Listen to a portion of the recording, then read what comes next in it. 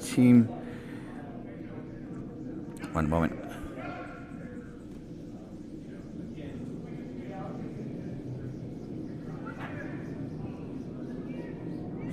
Features Team Pytlarz with the Red Rocks, hailing from Silicon Valley, taking on Vegas Winers, like wine, the beverage, as we're seeing third rocks here in this first end. Pytlarz has the hammer. They did a coin toss to see who goes first.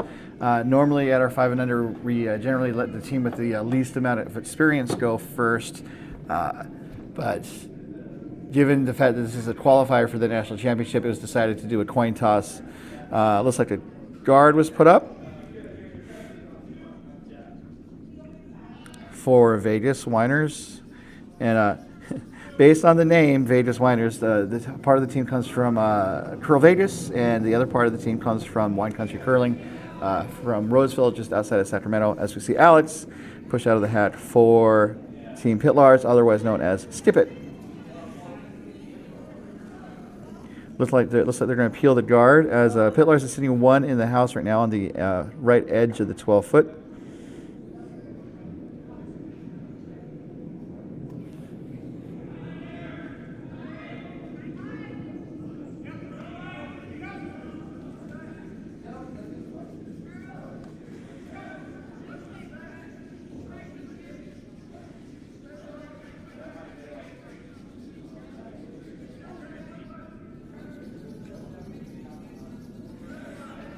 I think we have the last of the third rocks now for Winers.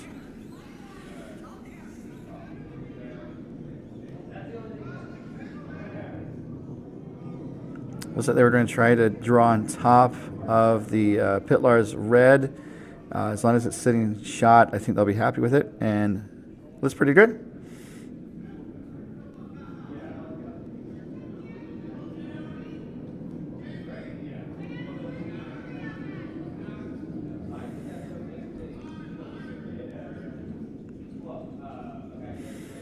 So I think the call is to try to draw around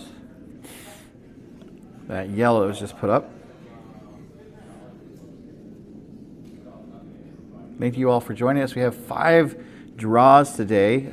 We have all the games listed on Bonspiel.com, including links to all the sheets, including our feature sheets. The other sheets are being streamed thanks to our host club, CurlVegas. So looking to try to draw or tap. Looks like it's over curling a bit.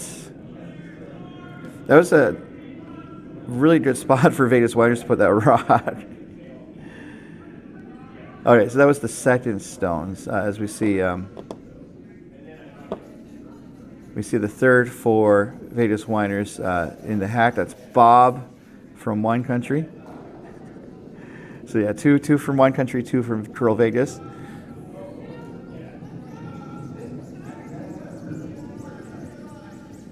So Vegas Winers looking to, I think, put another one in the rings to be in a position to steal.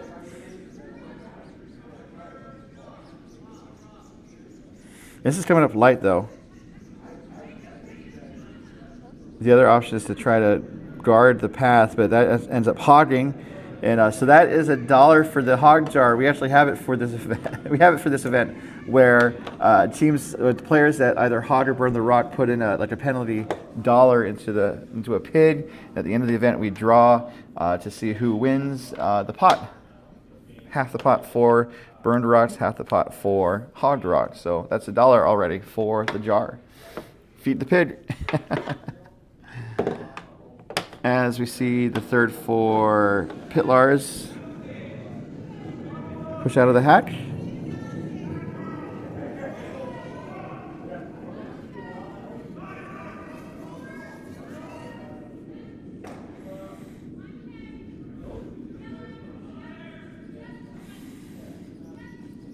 So this is another attempt to draw on top of that Vegas Winers yellow that's shot right now. This looks to be better. As long as it's out counting the other one, that's going to be really, really good. And that is pretty awesome there.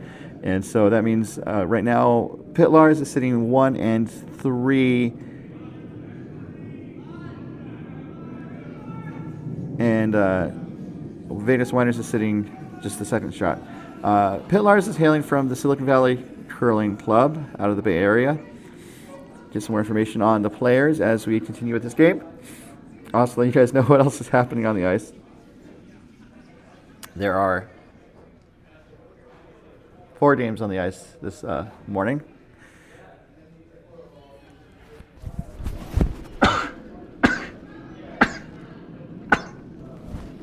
Excuse me.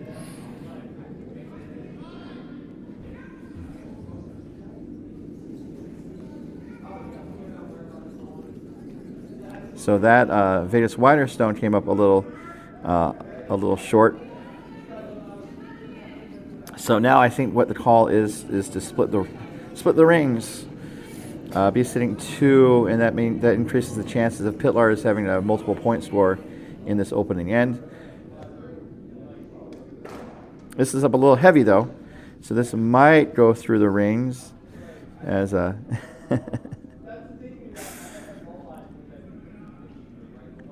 As Kim, the skip of Vegas Winers, is about to jump on it, but the skip for Pytlarz decided to sweep it. Both skips could sweep that rock if they wanted to, but I guess it didn't need to be. As it goes to the back of the house, it is looks to be shot actually.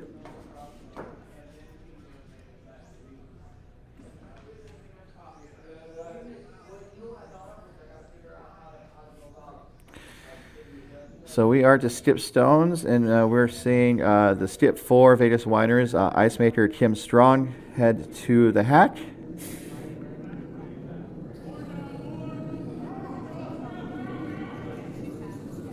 Situation of the rings is They're facing 2 right now.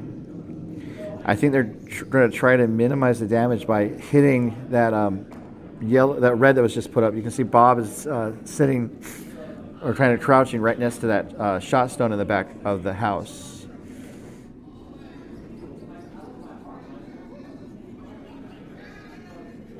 These games are going to be moving pretty quickly. There's no practice. There's no warm-up.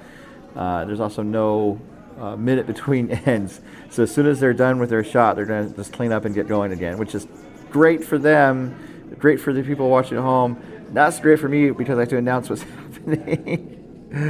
All right. This is coming up light. Oh, no. Oh, that's another $1 for the pig jar. Oh, goodness. So that's not... It's an unlucky start for Vegas Winers.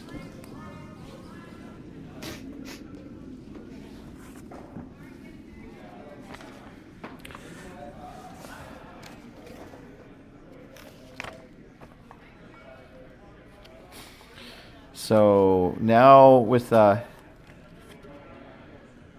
Jacqueline Pytlarz heading down the ice, the broom is down for, I think, putting up a front stone to make it harder for Vegas Winers to draw into the rings.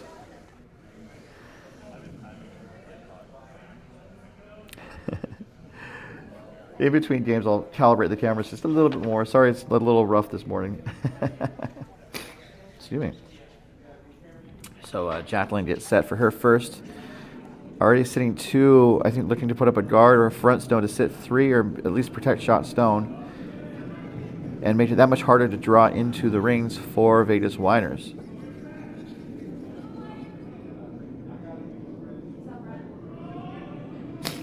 This is a little heavy,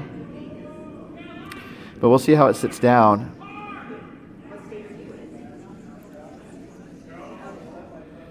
That actually ends up in a pretty good spot. It appears to be second or third shot, so Pytlarz is sitting 3 right now.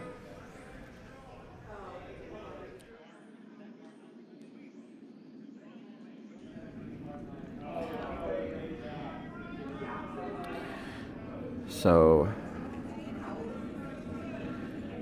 Vegas Winers is in a bit of a jam. Looks like they're going to try and draw behind that yellow guard that was put up.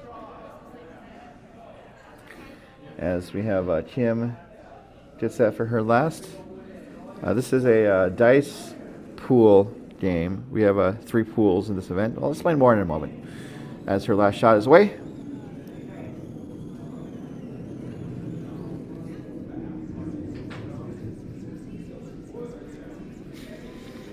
Needs to make sure it's in the house. It looks a little light, though. As the sweepers, you have all 3 sweepers on it to make sure it gets into the rings at least. And I don't think it's going to get there. Oh, it did get to the top of the house, but it's not in a scoring position. So, unfortunately, it's a little light again from Strong. And so now Jacqueline has a chance for 4 to really open up the scoring here in this very first end of the very first draw of the very first MoPac 5 and Under of 2026. It's the 13th annual MoPac 5 and Under. You took a couple years off for COVID, but we're back, and we're definitely happy to be here. And I think Jacqueline's also going to be happy to try to draw for 4 with her last shot. Let's time this because, you know, I'm curious. And I also have a new stopwatch.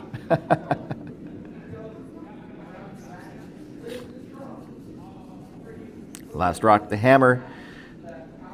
Has 3 in the hand, looking for the 4th in the bush. This is Jacqueline's last. People would be clapping now if we were in an arena. The weight looks pretty good, maybe a little up. I got 1250, so this would be fast for a lot of dedicated ice houses. This is just back 8, though, and that's going to be good for 4 to really bust things open for Team Pytlarz.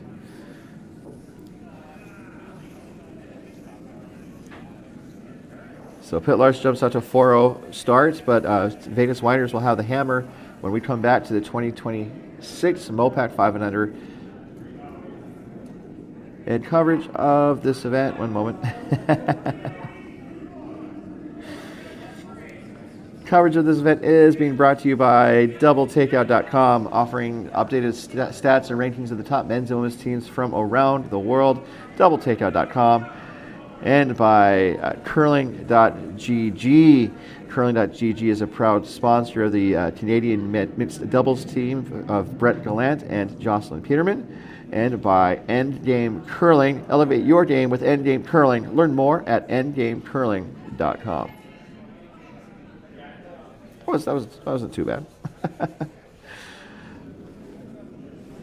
All right, so we have 15 teams in the field this weekend, and because of that, we've decided to do pools of 5. So every team gets at least 4 games through Saturday, and then we have a championship Sunday with semifinals, quarterfinals, semifinals, and then the main championship game. So we have 3 pools. It kind of is up in the air when they play. On this draw, we have on sheet 1, Ace of Spades, the teams Sandstorm Sweepers and Complete Sheet Show. 2 of Hearts, we have Full House taking on Rice. That's a cards pool game. And then on sheet 3, you're watching it right now, Vegas Winers taking on Pytlarz. Skip it. And then 4 of Diamonds, sheet 4, we have In and Out Turns taking on Clever Curl. As we see the lead rock coming from Vegas Winers, that's going to be Paige Anderson. This weight is pretty good.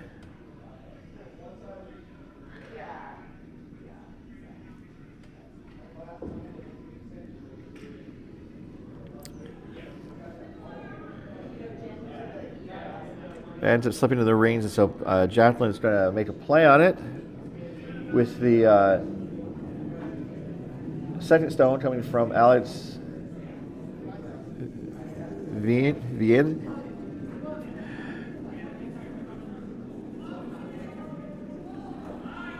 Coverage of this is being brought to you by DoubleTakeout.com. Throughout the competitive curling season, proprietor Ken Pomeroy updates the site with the latest results from curling events and creates a unique way to look at how teams perform in various categories and puts them together in a custom ranking. You can see how your team stacks up against the competition at DoubleTakeout.com, as that takeout was made successfully. So it looks like Kim has the broom down for Pig to try that draw again.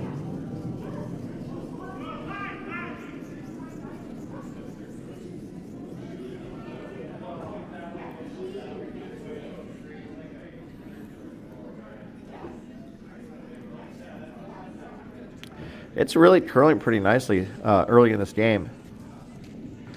Speed might be just a little slow to start, but we'll see how it goes throughout the day as Paige was able to put up the guard successfully.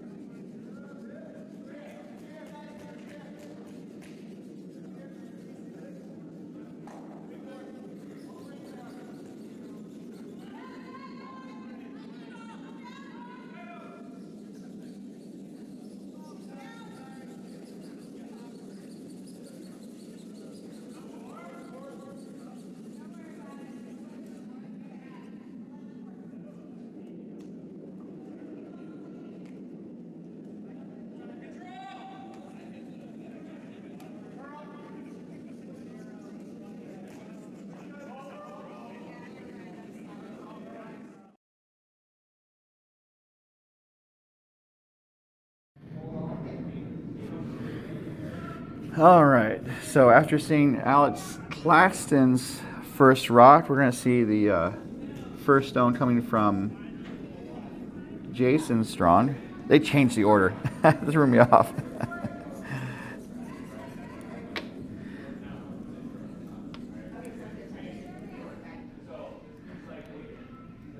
So both of these teams, there's a lot of experienced teams in the field. This is a 5 and under, so individual players have to have 5 years of curling experience or less. And so a lot of these teams are close to, they're either in their 4th or last year of qualification. So in the case of Pytlarz, they're all at 20, so that means this is going to be their farewell. And then for Vegas Winners, 3 of the players are at 4 years, and 1 is going to be at 5 next year. Well, 1's at 5 right now. As we see Alex Claxton with his second rock heading down the way.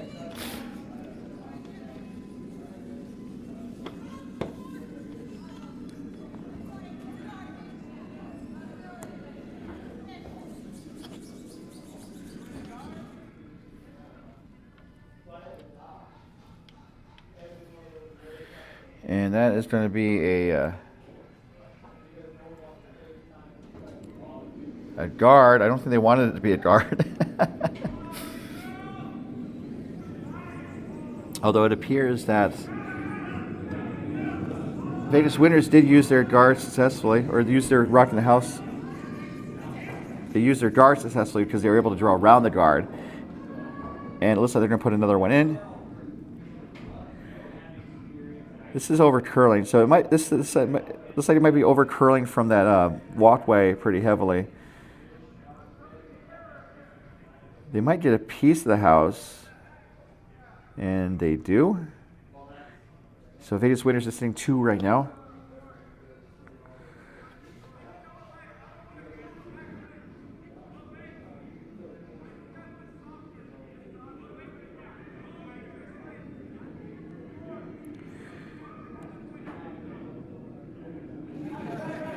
So it looks like with Pytlarz up 4, they're being pretty. I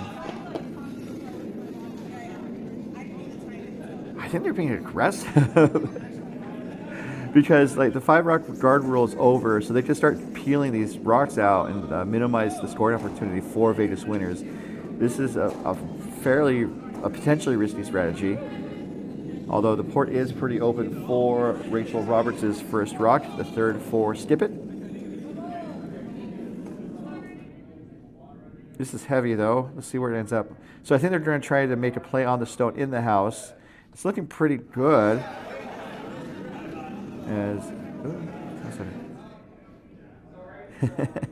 They did make contact. They pushed the yellow shot stone out of the back of the house onto the very back edge of the sheet, where it remains in play but not scoring. So we see Bob Kunstl quickly set up for his next stone. These games are not being timed, but we are encouraging speedy play. So if teams are being asked to stay within a certain threshold of time, if they fall behind, then we start to drop the hammer, as it were. So Bob's looking to draw on top. This is over curling slightly, but I think it's going to make contact. It does. And that's going to be good for shot. Fairly buried.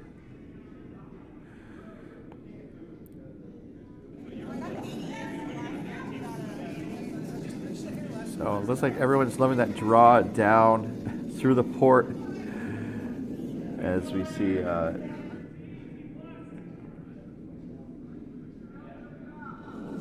next rock coming from Rachel.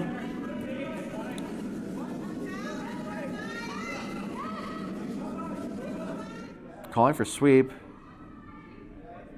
Alex Claxton is working to hold the line. Well, they're both going. I needed it for weight. So it might tick off this yellow. Nope. It gets around the yellow and sits buried around the guard on the right edge of the 8-foot. That was a great sweep. Good judge of weight there on that call, or on that shot. As we have Bob set for his next.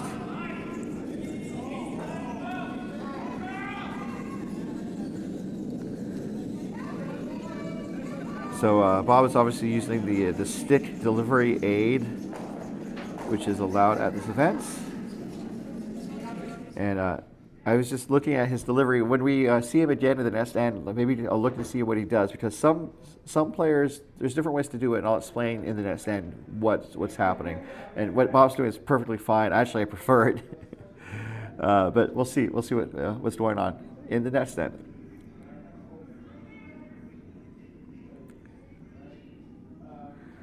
So right now, Bomb Shot comes up with a light, puts up another guard in the 2 zone, like a middle to high guard.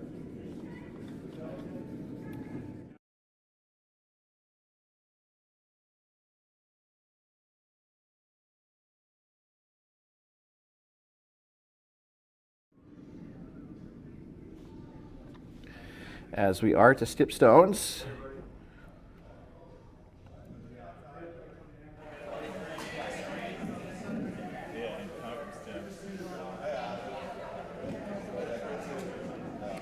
And after this end, we'll go around the rings during the break too. As we see Jacqueline deliver her first rock. I think looking to just close off the draw path down the middle. Actually, based on the way it's coming into the rings, it might raise or it might split that red guard. So it's past the red guard now. And settles into the top 8 foot. That is shot right now. If Vegas Winers were to hit it, they could be shot. So it looks like they're going to look to hit and split, hit and roll under. That's a tricky shot. Just because to make the shot. Okay, so I can see where they had the broom. I thought they were going to have to come at it from the left side from this view, but that guard is in the way. So they're actually going to take it on from the right side, and that's going to be a tricky shot.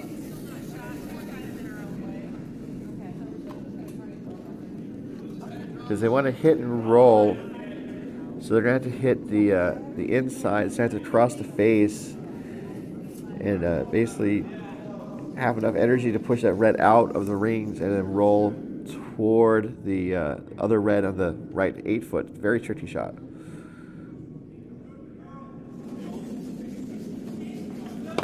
This is Kim's first.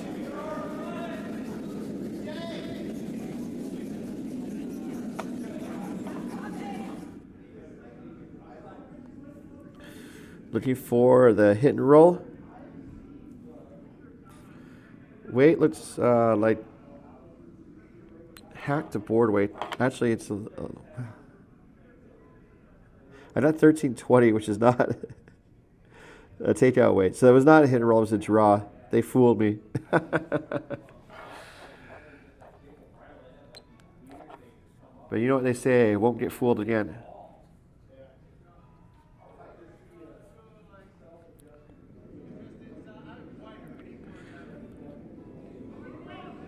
So that is shot. That yellow stone in the back 8 foot appears to be shot.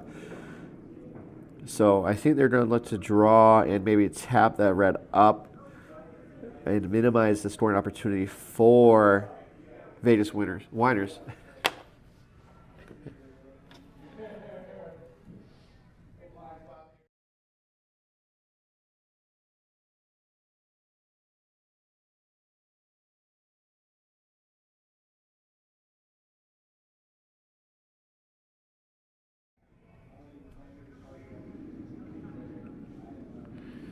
So, looking to draw.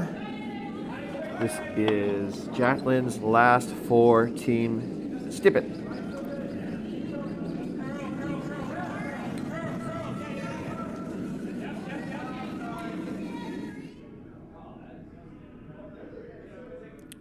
So this is looking like a draw or a draw tap.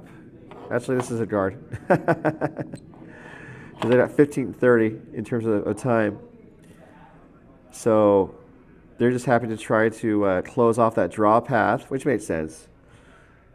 And so it appears that Vegas Winers is sitting 1. Could be a second shot, I'm not sure. They took a look at it.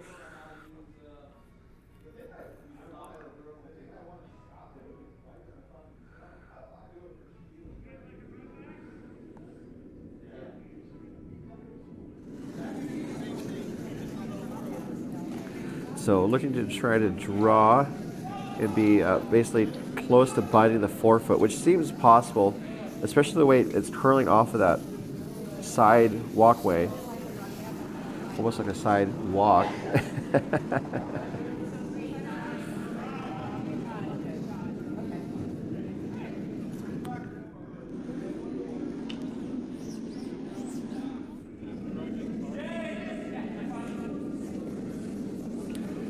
So looking to draw to try to get a piece of the forefoot for 1, maybe 2. Yeah, and actually when I look at the range, we'll see in a moment that red at the top 8 foot looks to maybe be closer. As Kim gets set for her last. The hammer coming here in the second end.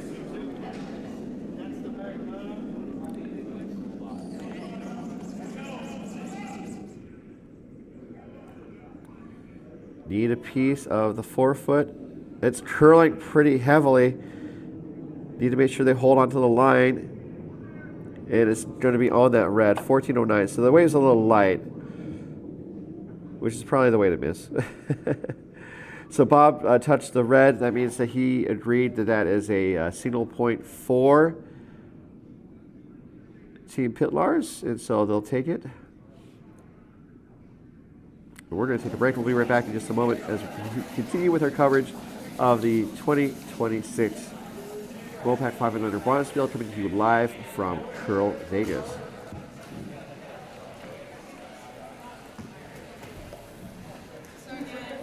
Oh, scoreboard's disappeared.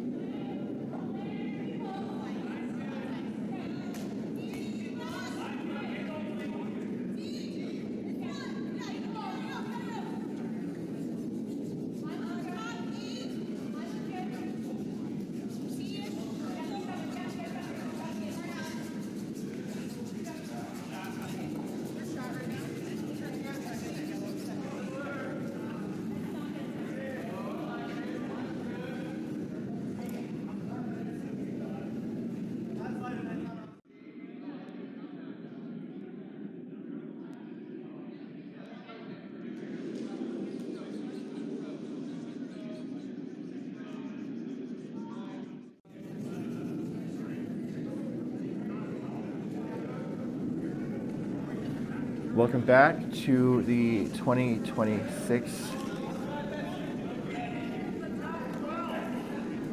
DoubleTakeout.com MoPac Championships. Had to figure out where my phone was. We are keeping track of these games at Bonspiel.com, where we'll go around the rings, let you guys know what's happening.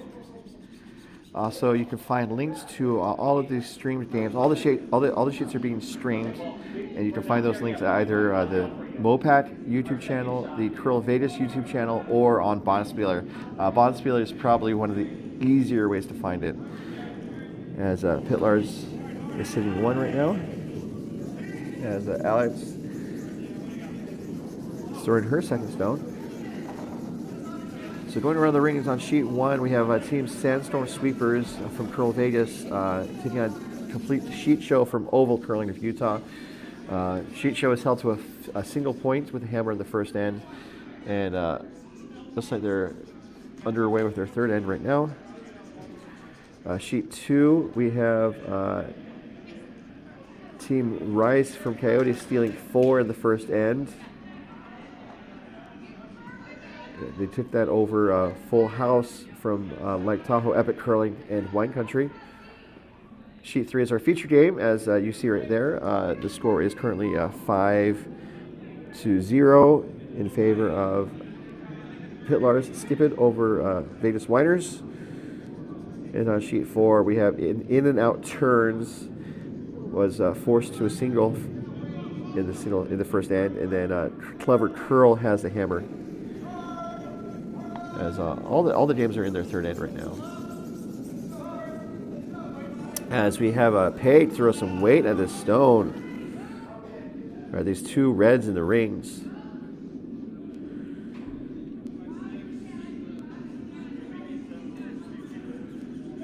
It looks like it's going to get one. It's going to get two. Just the one.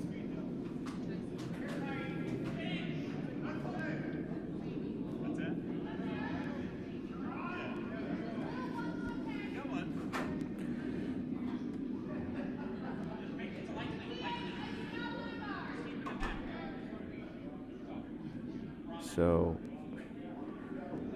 Jacqueline and Alex Claxton are talking about what to do with their shots. I think light would be the miss. Although, like, drawing into the pile wouldn't be too bad either.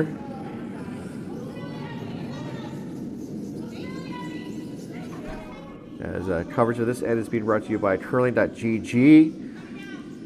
Curling.gg is growing fast and has partnered with Jamie Sinclair from the Curl Up with Jamie channel to bring more curling insight to fans everywhere. And that did end up bumping. So it opens things up, not too bad. Although it gives Vegas Winers a chance to pop out one of the reds and set two with some separation. So I think like a slight door opening for Vegas Winers.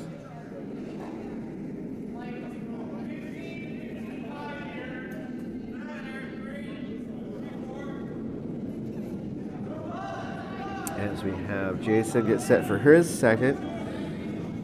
I was asked to do some trash talking. And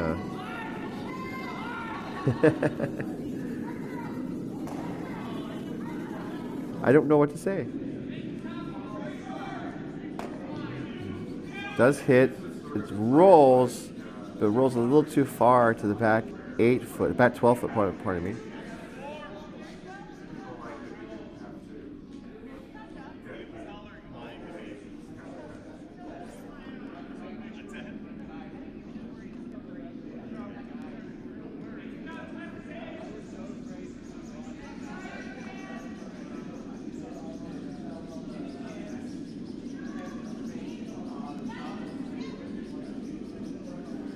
So next shot coming from Claxton.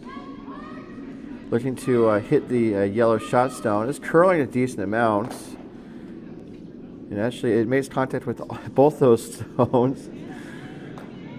Deflects off of the red that was in the rings onto the shot yellow. Gets them both moving. The yellow goes out of play. The red goes to the edge of the 12 foot, which is shots.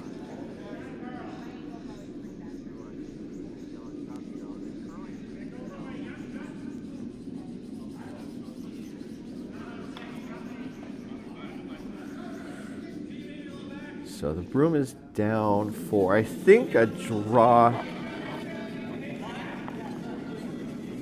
toward that left side. Let's time that. Timing rocks is useful just to kind of get a sense of how fast the ice is moving, and you know the ice conditions change, and like this is curling a lot. But it looks like it's going to make some contact. I didn't get a good time. So it's going to wick off the red, push the red out of play, and then the yellow rolls back towards the 8 foot for shot. So with one rock in the rings, Rachel Roberts is going to be asked to bop that out.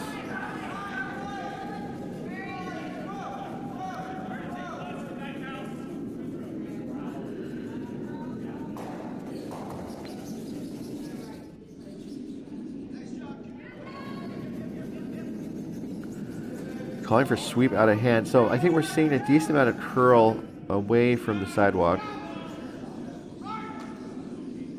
So So they called for curl. Oh, they wanted to. Did she have the wrong handle? I think it was the wrong handle. Oh goodness. That's one of the things about 5 and under is that you have players with a good amount of experience with 5 years of calendar experience versus how much game experience they have, and so the only way to learn is to play the game. I mean, there's other ways to learn, but that's the best way to learn. And so sometimes those mistakes happen. They happen even at the top level too. So this is Bob. Okay, so Bob is going to walk out like 3 or 4 steps and then release. And so he walked about 5 to 6 steps. So there's different ways to do it. The way that it's primarily taught is that you're allowed to walk out and then release before the stone touches the delivery hog line. And so that's fine. It's just that people tend to kind of meander when they're supposed to be on target. And so I learned a different delivery method at a USA curling training session for instructors, where it's kind of like a bowling style delivery where you walk out like 3 to 4 steps and then release, like 1, 2, 3, release. And so that should be enough to get enough energy into the rock and stay on target and have an optimal delivery, a consistent optimal delivery. So Bob does kind of like in between both of those. Vegas Winers is sitting 2 right now, so this is a second chance to take out the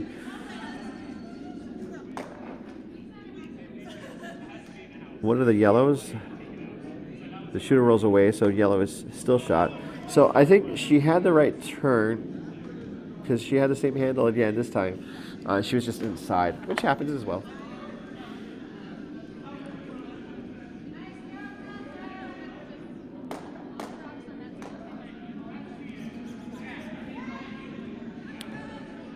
Next stroke coming from Bob. Looking to put up a front stone. They could split their rings if they were able to get, if they had consistent weight, and then kind of force the other team just trying to make a play on at least one of the rocks in the house. Okay. So they do have a second stone in the rings.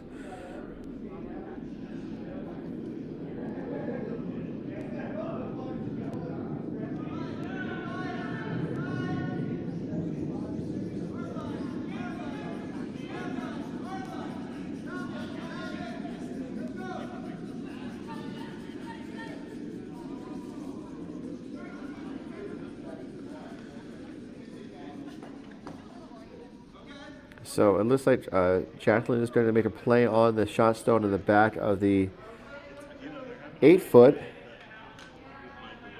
And they're up 5, so I think they just want to keep a clean house and minimize the scoring chances.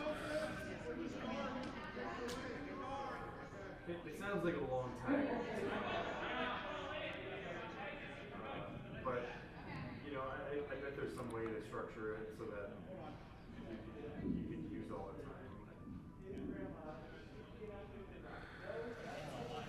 So looking to hit that shot yellow in the back 8-foot. Pytlarz is set for her first without the hammer here in the third end.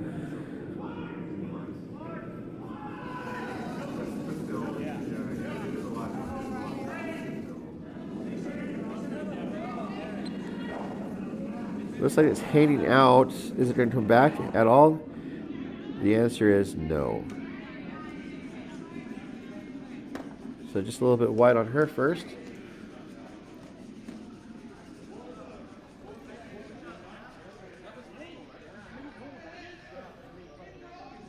Oh.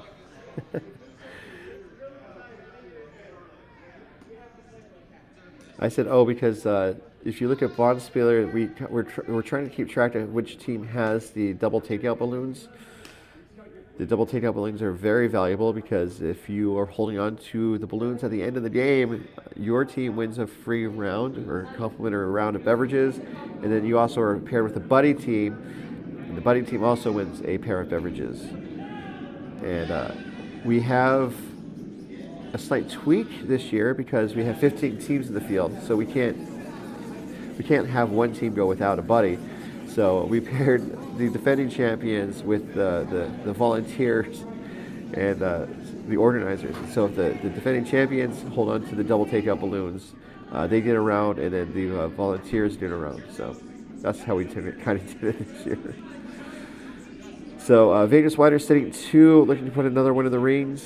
They don't want to go deep, because if they go deep, they could set up a possible double or like a target for Pytlarz to draw into.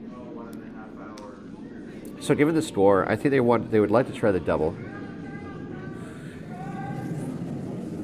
It's not too bad, and at the very least, they get rid of one of the counting stones.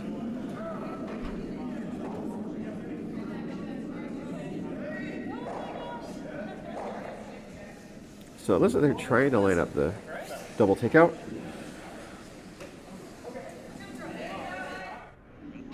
As Pytlarz makes her way down the ice.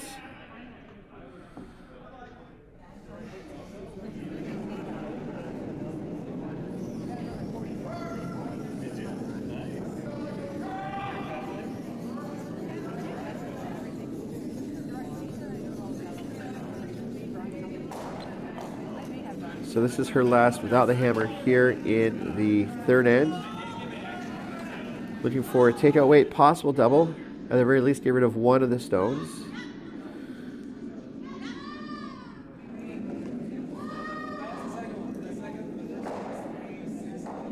Gets one, clips the other one in the back, and sends it to the back 12 foot. So a good effort. Pytlarz is shot right now, but it is open. So Vegas Winers has a chance for this.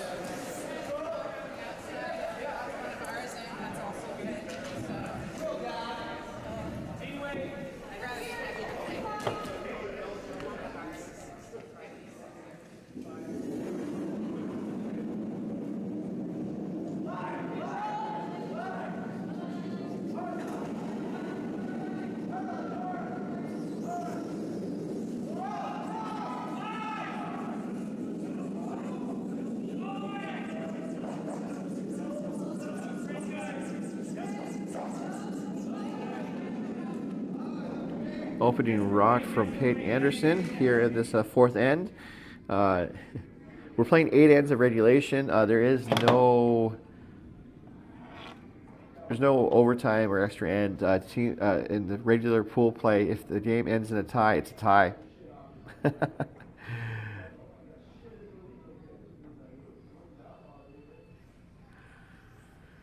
As Peyton drew in, and so Alex Vienne is going to hit it out.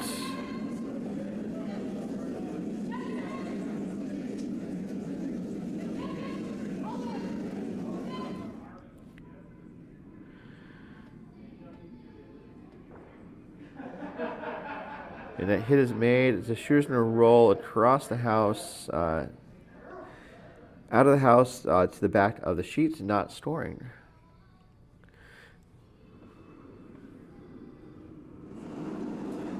As Paige gets set for her next shot.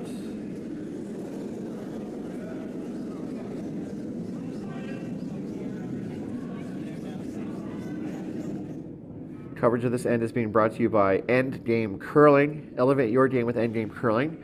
Reach the next level with Endgame's leading-edge curling brooms and accessories. Endgame's 100% carbon fiber brooms feature either a 7.5-inch or 9-inch head. Endgame's no-slip silicone grip sleeve gives you unparalleled connection to your broom. And Endgame's unique 3-piece travel handle makes traveling for curling easy. Learn more at endgamecurling.com.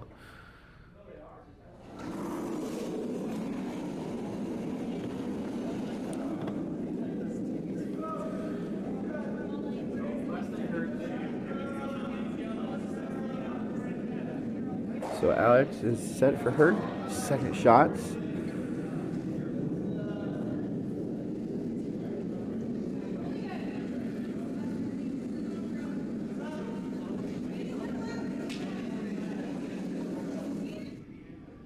Going for a hit again, it looks like. No, this is a draw. Requested that for the comp reg event last year. It's a little heavy, though, isn't going to sit down in time. Not if Kim Strong has anything to say about it, and she does. She did, and that rock is gone.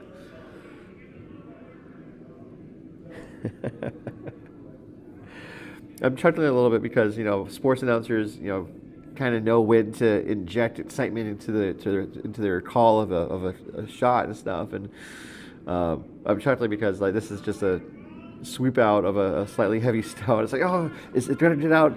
It's going to go all the way out, you know. And I guess you try to find the right tone for each shot. As we see Jason with his second shot, I believe, or his first. And it got me chuckling because the Simpsons kind of made fun of that with soccer back in the day.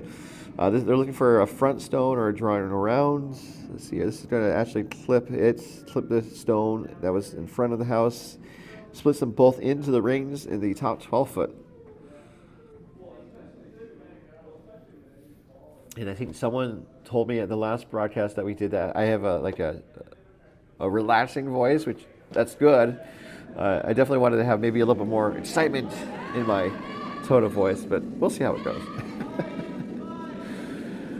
This is Alex Claxton's first, looking to hit one of these stones, and I think they're going to get one of those stones. Maybe. Oh no. A flash, unfortunately. And not the good type of flash, the comic book character. I had to add the comic book character part. so as not to let you guys think that I was referring to any other type of flash. Flash the comic book character.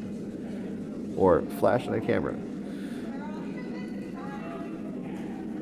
So right now, Vegas Winers is sitting 2 without the hammer, looking to lock down the front of the house. That's usually what a team that doesn't have the hammer. That's what a team without the hammer does in these types of situations.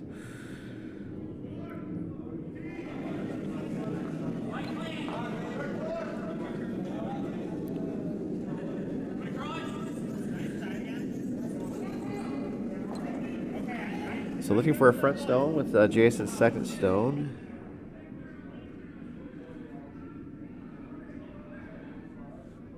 This looks to be a little heavy. It's going to tap, actually. That was 1220. And so that does seem to be, in terms of weight, back to the house weight.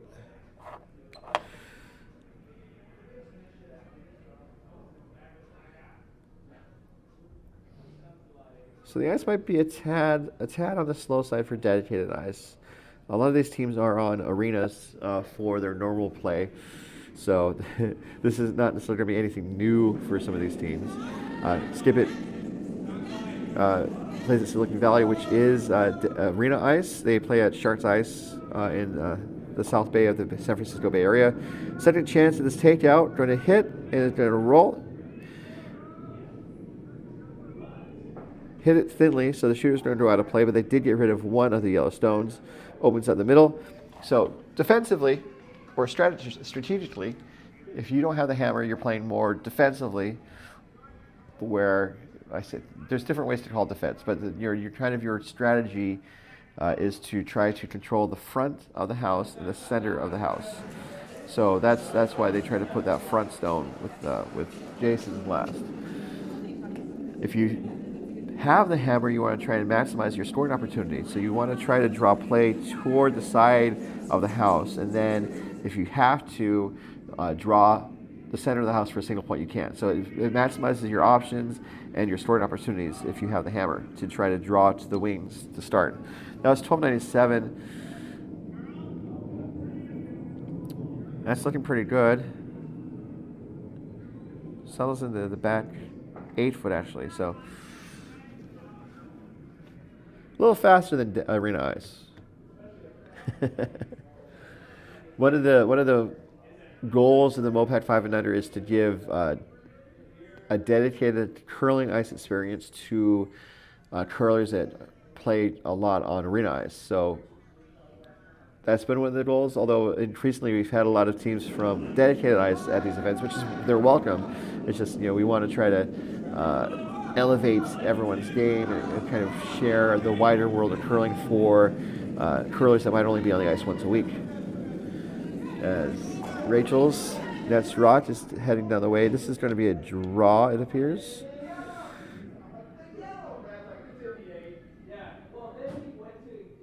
As they're working to judge the weight. Oh, they want to draw on top of the yellow in the back. That makes sense. Taps the yellow to the back. 12, and the red is shot. The separation is such that Kim wants that red gone with a vengeance.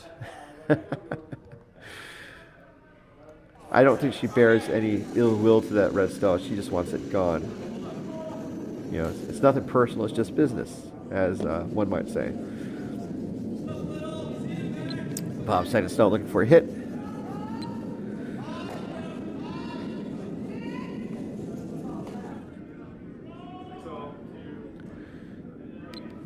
That's 8:35. That is peel weight.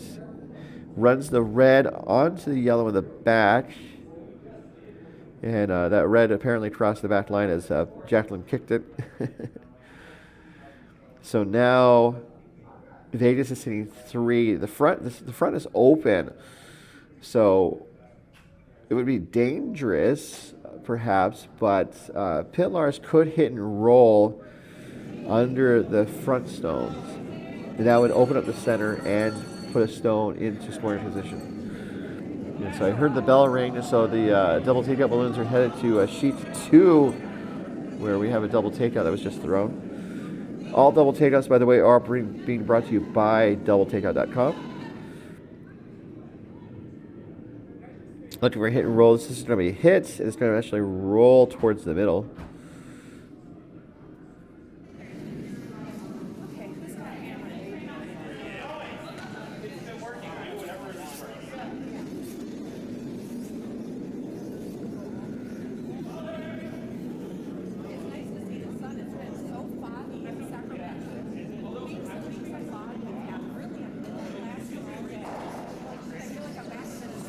So the situation is Pytlarz is sitting shots open right down the center, and then there's 2 Vegas Winers yellows that are in the outer 8-foot, 12-foot. So I think the call is to try to make sure that the Pytlarz red goes away. Sit 3, hopefully have one of those stones buried, and make it very hard for Pytlarz to score more than 2 or more than 1 in this situation. Stealing to be good, but there's still plenty of game for Vegas Winers. So going for the hit, and I think a likely roll.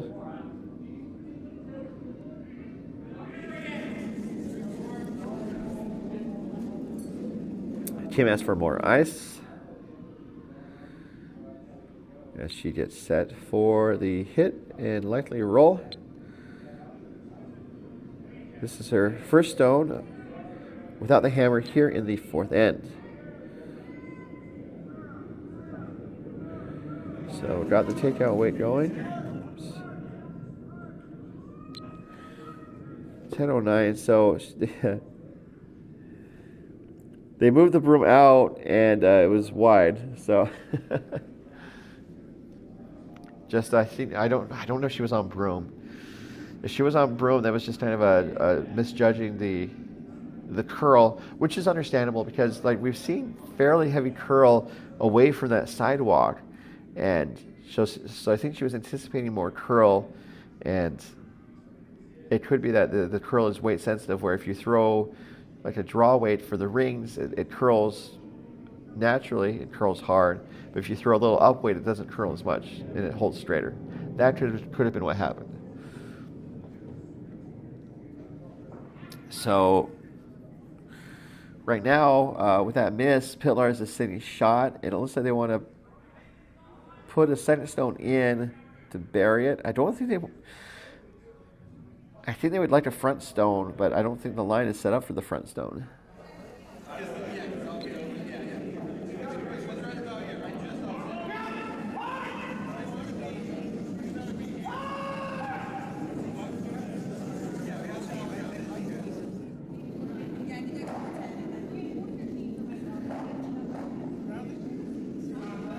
there's the broom. I think I think they're setting for a front stone draw. But we're definitely seeing more than 2 feet of curl here. As Pytlarz' first rock with the hammer is away.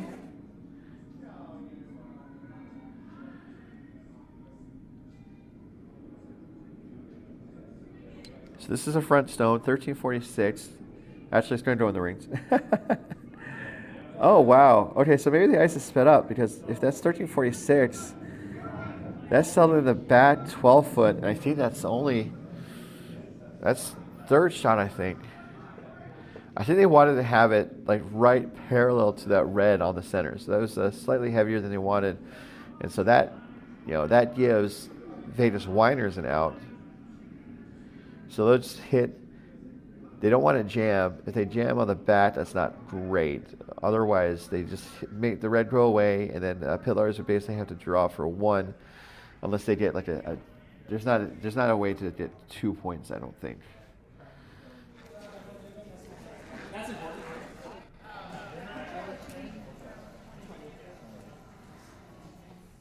Okay. Got it. As Strong delivers her last without the hammer here in the 4th end.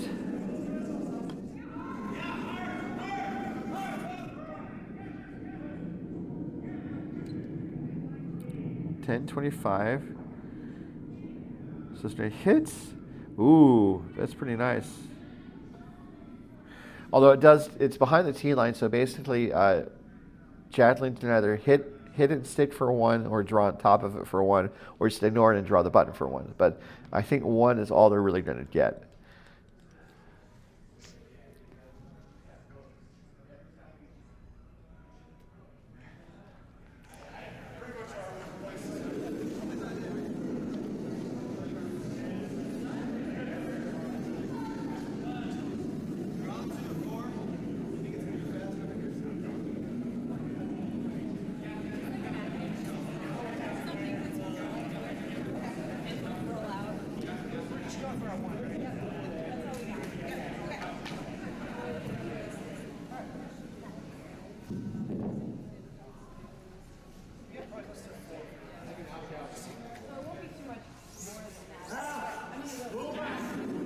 Broom is down for Jacqueline. This is the hammer here in the 4th end.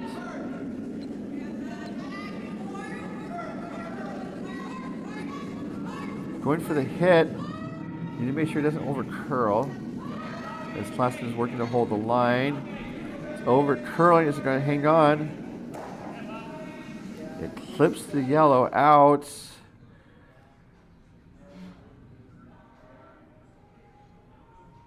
And so they're taking a look at it,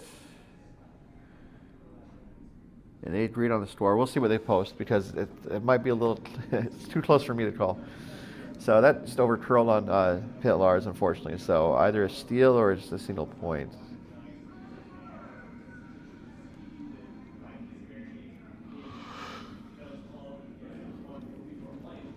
All right. Well, while they post the score, they're going to get started on the second, but we're going to take a pause the action. We'll be right back.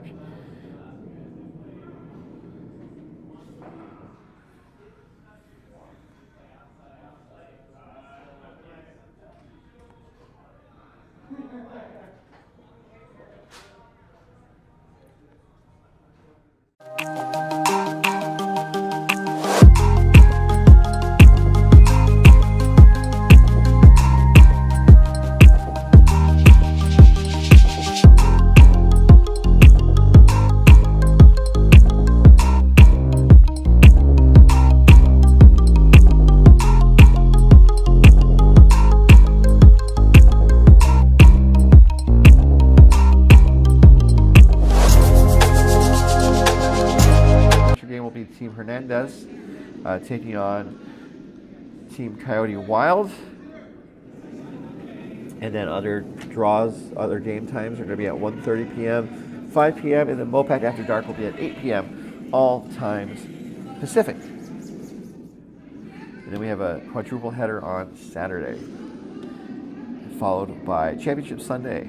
So please stay tuned all weekend on the MoPac YouTube channel and also on the CurlVegas YouTube channel.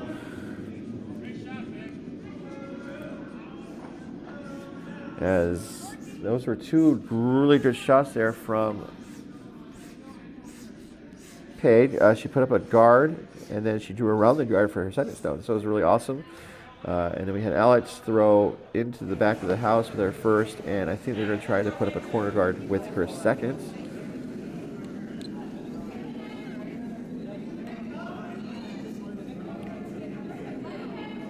She didn't look very confident with that shot on her release. Wait, looks like it's going to maybe slip into the rings.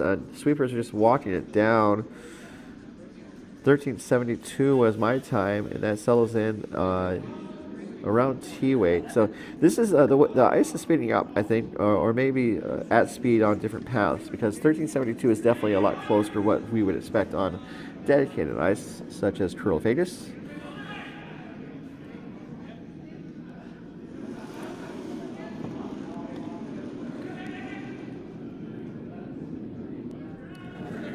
So with two reds in the rings, Strong has the broom down for Jason to do the takeout.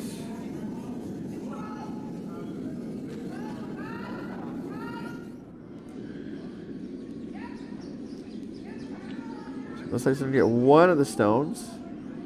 Maybe both of them. Just the one. So Vegas Winers is now sitting at 2. And Pytlarz has a red counting third on the outer 12-foot. Definitely see in the chat there's some strong support for Team Skip It. It's always fun to have people kind of chime in on the chat. I do say that curling chat is the best chat, and you guys have very rarely proved me wrong.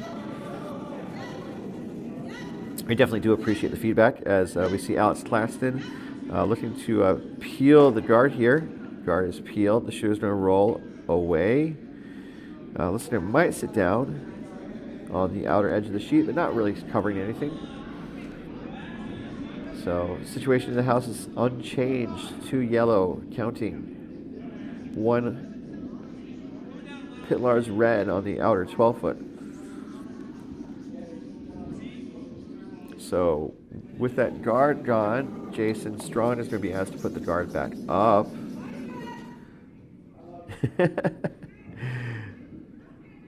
I don't know why my voice inflected up at the last part of my sentence.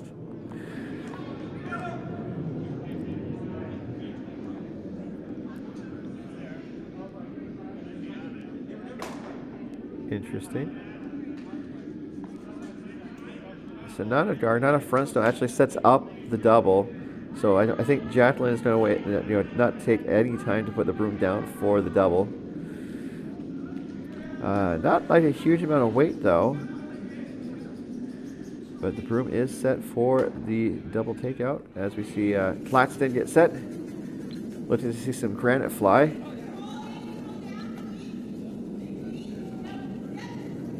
That release is, I think, more for a gentle weight. I don't know if it's going to do the double takeout.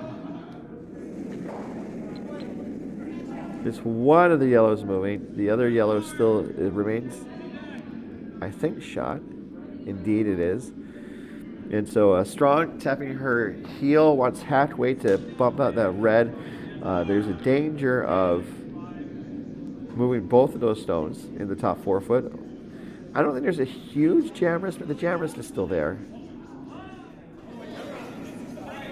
And Bob Kunstl with the stick delivery can, really, I think, have some good delivery weight if he needs to. He only needs hack though. So we should probably see like 11:30 or 12 in terms of the speed, the time between the hog lines. This is wide though, so this could be disastrous if it.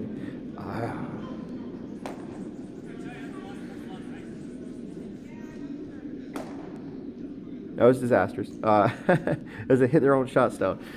Paige was sweeping it, which in a way that would maybe accentuate the curl. I don't know if there was any way they could have saved that shot though. So now with Pytlarz sitting shot, they're going to take out the yellow on the wings and sit 1-2, and then it's going to be game on for Team Pytlarz. Skip it.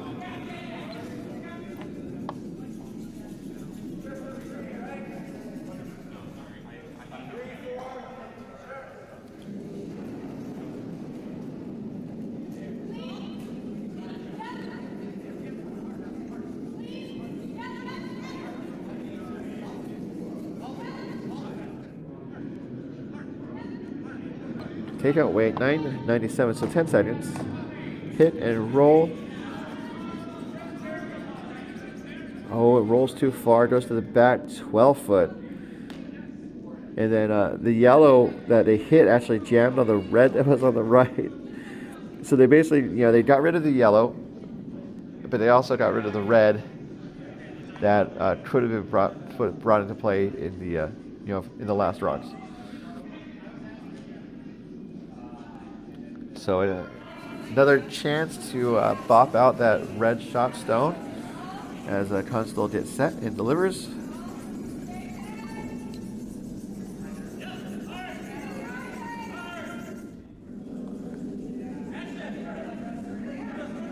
This is over curling. Oh my goodness. Oh, it's going to hit the yellow in the back.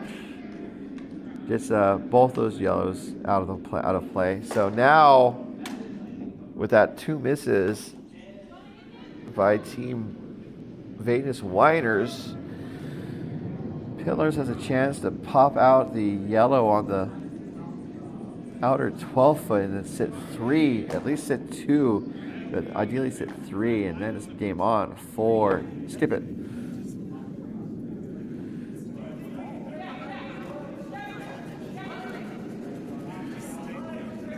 Last start coming from Rachel Roberts.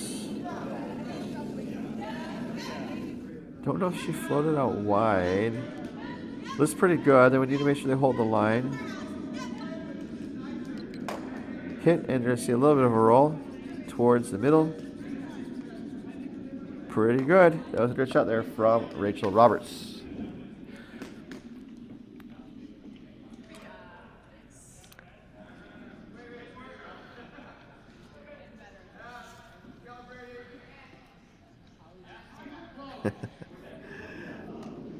I have to do a stopwatch and it has a whistle on it, but it's like kind of a weird whistle. There's no ball in it, so it sounds kind of like a sea whistle, like a I don't know. Might be I don't know. Whistles are fascinating sometimes. What's also fascinating is this shot from Kim Strong. I think looking for a possible double.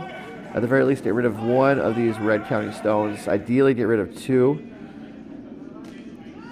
Working to hold the line. It needs to come over just a little bit more. Need another like 2 inches of curl, and there would have been, well, another inch at least. It would have been great.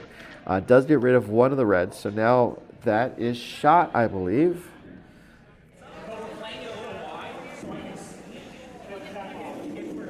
Bob's head's in the way.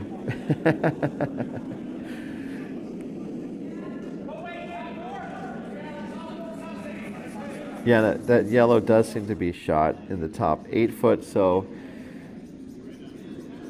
Pytlarz is going to try to pop that out. There's a couple jam possibilities. They want to make sure they get rid of the yellow stone and not jam. That's the order of the day, I guess.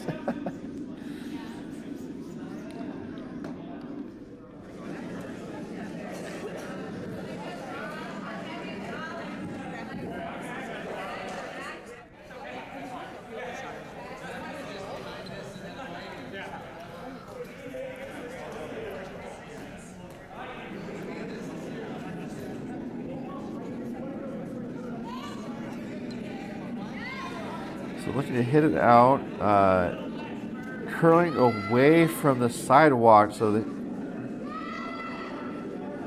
curl's gonna be tricky. Does hit.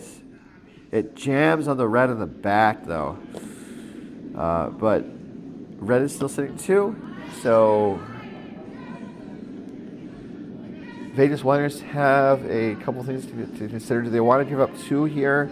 Do they want to draw on top of the red in the back? Or like, I would maybe like tap the red in the back to the back line. That would be kind of what I would think to do. Excuse me. And this is always a good time to do this disclaimer that I'm not on the ice. I don't know how the ice is playing. I don't know the conditions. I don't know the players. So what I suggest is just kind of just for fun. Unless I'm right.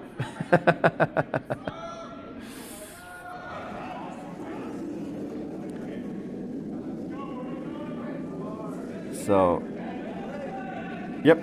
So the way the Bob kind of held his hands together, looking for the freeze, which is one of the hardest shots in curling. But they basically want to tap. They want to freeze to be shot, and then basically Jacqueline is just going to have a draw for 1, or a slightly trickier shot to try to get that yellow gone. But I don't know if it's really worth it.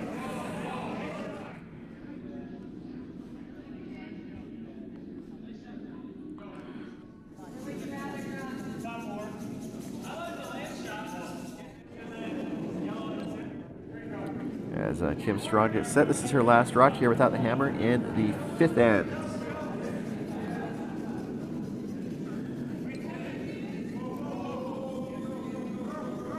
Looking for the freeze, one of the hardest shots in curling.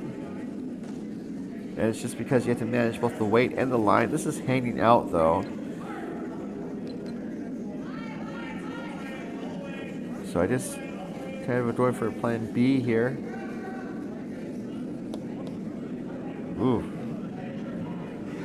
That did not, I don't think that ended up where they wanted it to.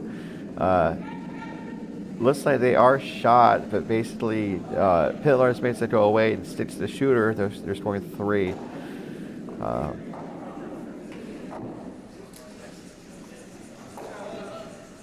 If they just make the yellow go away and not jam, they're scoring at least 2. So just a slight error there from Kim Strong. I would have thought the heavy would be the miss. Because at the very least you would have, well, and also the line, but missing a little heavy, you would have tapped that red out of play, and ideally you still would have stuck around to be shot.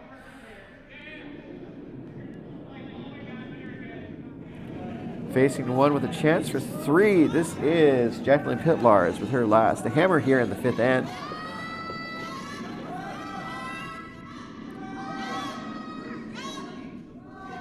This is curling a lot.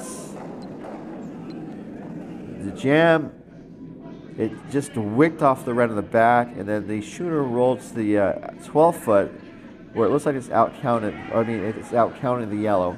So I think that's a score of 3. I'm going to call it.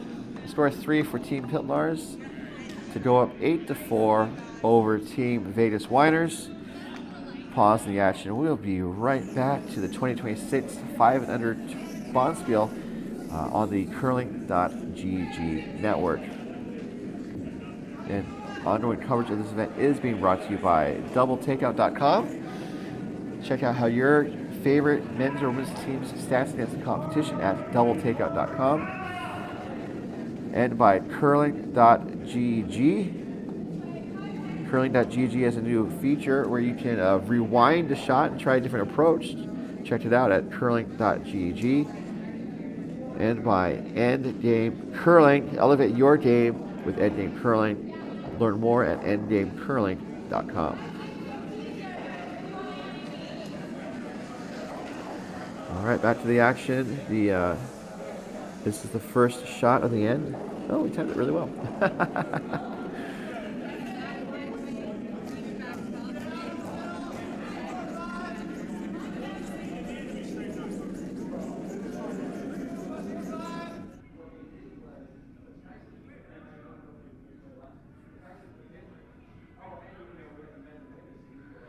That's the guard.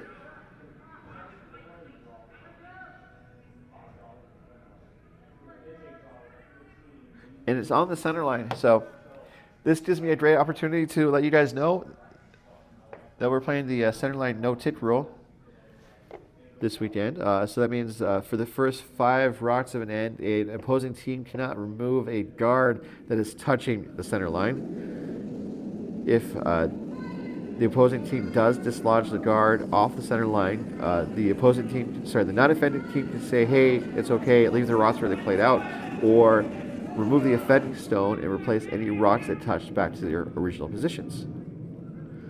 No tick rule. Coverage of this end is being brought to you by DoubleTakeout.com.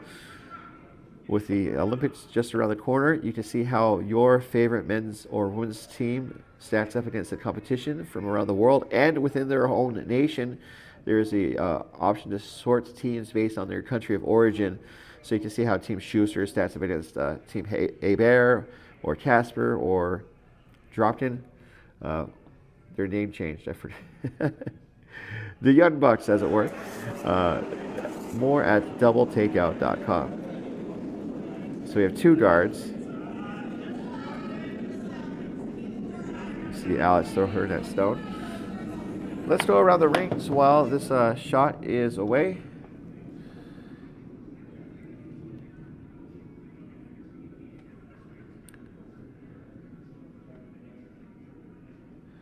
On sheet 1, it is all complete sheet show. As they scored a single in the first end, and they stole the second and third ends, and before Sandstorm Scoopers got on the board with a single in the fourth end. So after 4, the score is 6-1, complete sheet show. Sheet 2, we have Team Rice from Coyotes holding on to a 6-2 lead over Team Full House from Lake Tahoe in Wine Country. Sheet 3 is our feature game. You're watching it.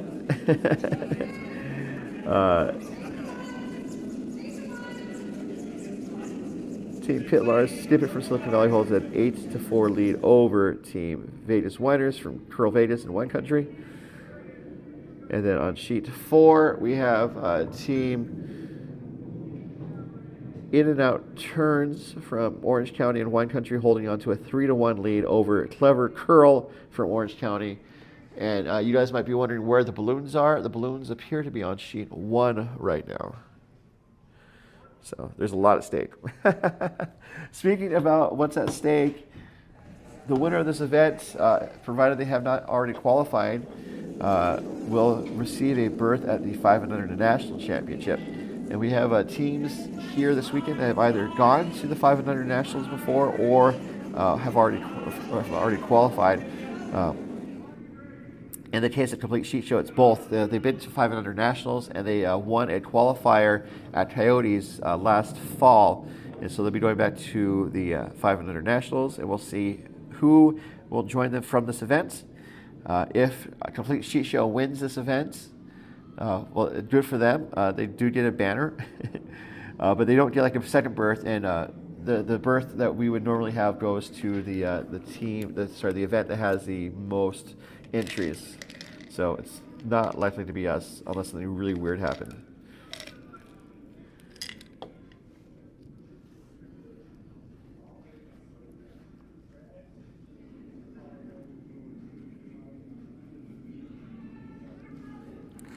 So Jason's rock looking to, I think, peel the guard here.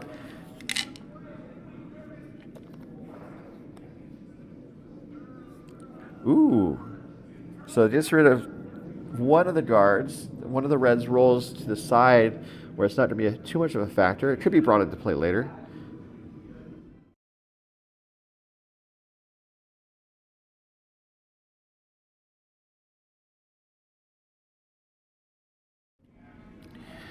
That was not a double takeout though, so I was all ready to say double takeout, but nope, can't say it.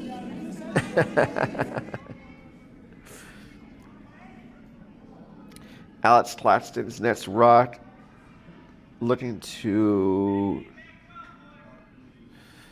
draw around the guards.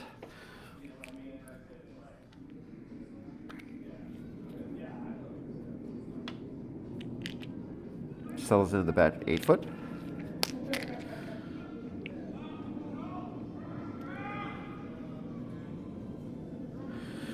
So Vegas Winers are down 4. They have 3 ends, including this one, to play. So ideally, they would like to score 2 or 3 here, and then steal.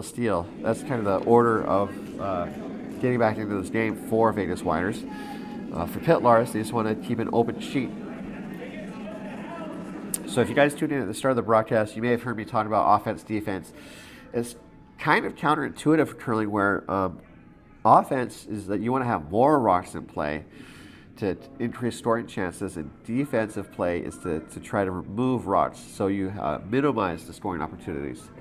So if Pytlarz plays defensively, they'll try to make sure that they keep an open house, open sheet, and make it super hard for Vegas Winers to score more than 1.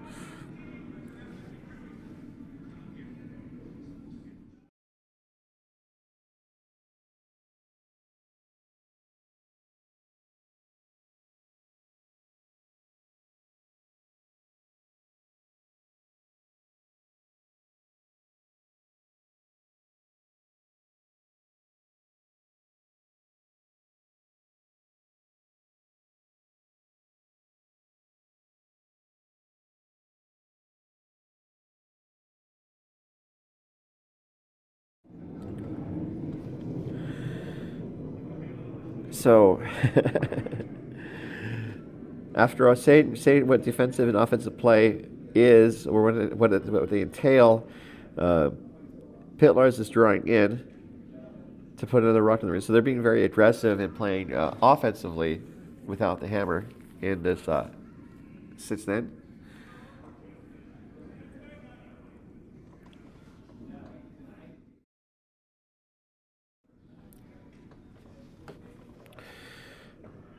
For all that, though, Vegas Winers is sitting 1. As Bob Kunstl gets set for his first.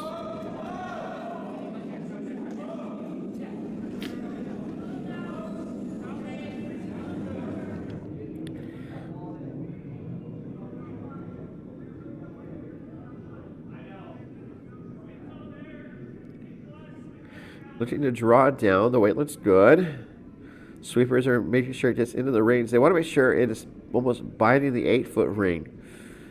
And it's actually going to be biting the 4-foot. That sets up a possible double. Although there's too many jam possibilities in the back that I think are make it too risky. So I think they're going to try to hit and roll. They could try for the double, but there's so many jam options. I don't think the angles work for Pytlarz.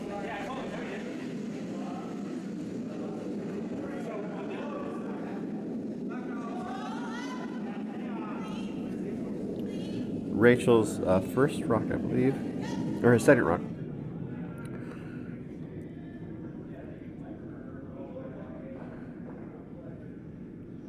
Gets yellow onto yellow. So one of the yellows goes away, the other yellow rolls to the back 12-foot, where it outcounts those reds in the back 12-foot. The shooter rolls to the left 8-foot and is shot.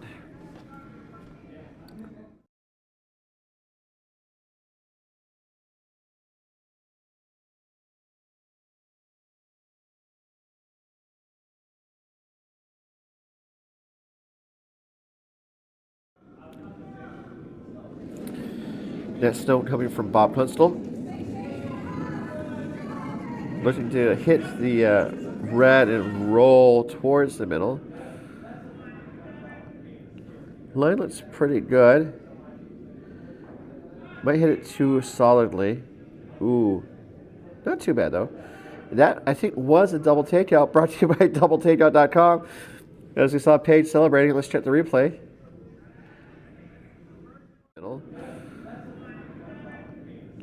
Line looks pretty good. Might hit it too solidly. Ooh, not too bad though. That, I think, was a double takeout, brought to you by doubletakeout.com. As we saw Paige celebrating, let's check the replay. Our first double takeout, brought to you by doubletakeout.com. Also, the balloons should move over to the sheet. I think you can kind of see them in the background. just above, or just next to the heads of the Vegas Winers in the back. So now facing 2 without the hammer.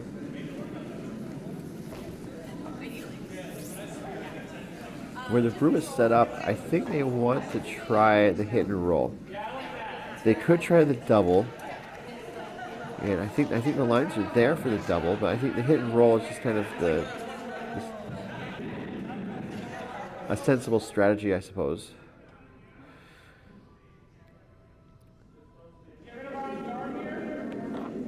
They're not drawing though; they're going for the hit.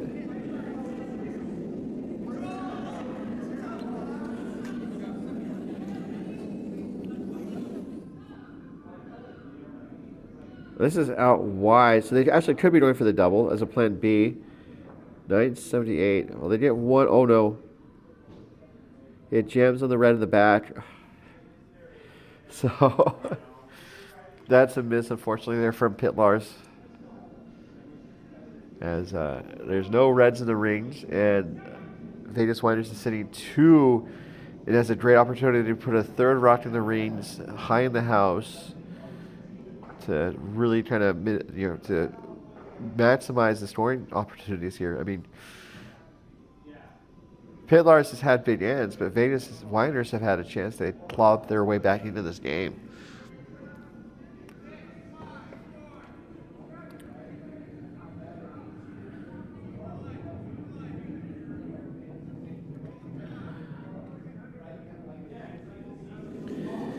As we see Strong get set, looking for a draw top of the 12th one, I would think.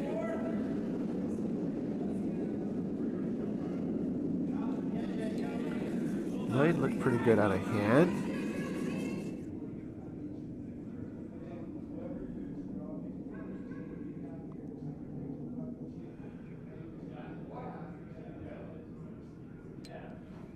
$14.46. This is going to be more of a.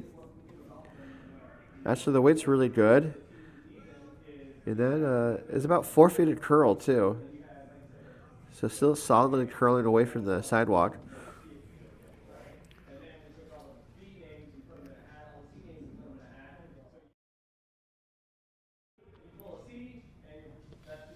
So now,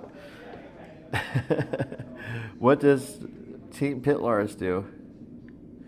I think they would still try to, now they have to go for the double. I think to try to remove 2 of the yellow counting stones. And so at most they would give up 2. If they miss though, they're giving up 4 potentially.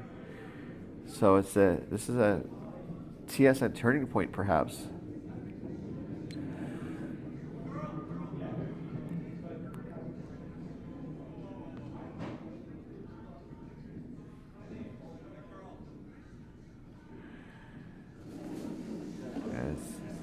Jacqueline Pytlarz gets set in the hatch. Looking to, I think, remove 2 of these yellows. But on the at risk of giving up a bundle here in the 6th end.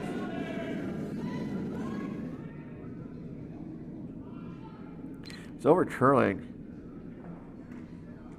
So it gets 1 of the yellows. The shooters don't roll away. I don't think they wanted to do the hit and roll. They could have, though. It does get rid of 1 of the yellows, and so I mentioned kind of the best case scenario is possibly giving up 2. Worst case scenario is giving up 4. This is the middle ground. Team Strong and Vegas Winers have an open draw for 3. They could try to split, though.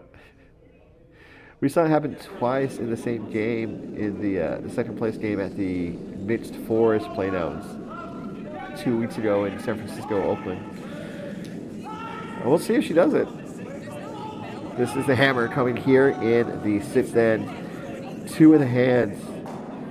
Chance for 3.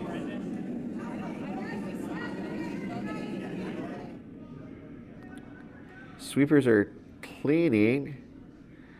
Bob's just trying to, say, take it easy. Hey man, just chill. 1320 roughly. And that looks to be close to T weight. Actually back, ooh, so gonna sit down. Sits down to the back 12. So still good for a third points. Vegas Winers is again within a single point of Team Pytlarz. This is a high scoring affair. And I'm gonna have to catch my breath, and hopefully you'll take a breather too, and we'll see you in just a moment as we come back to the 2026 MoPac 5 and Under on the curling.gg network.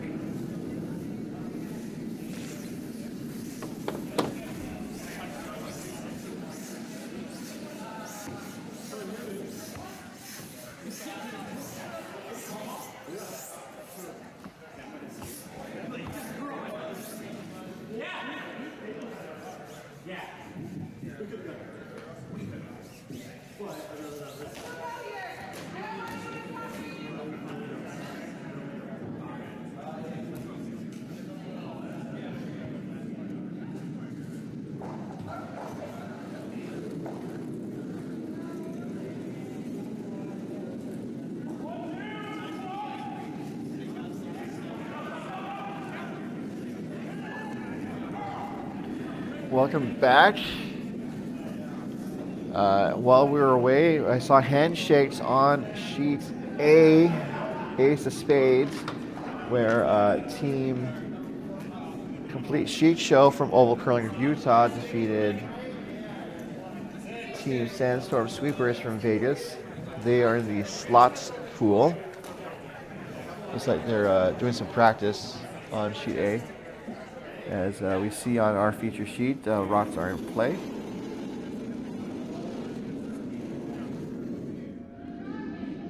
And these games aren't timed, but I think there is a bell. I'm going to generally shout at my colleague and see if we've already ring the bell. Hey, Katie. I don't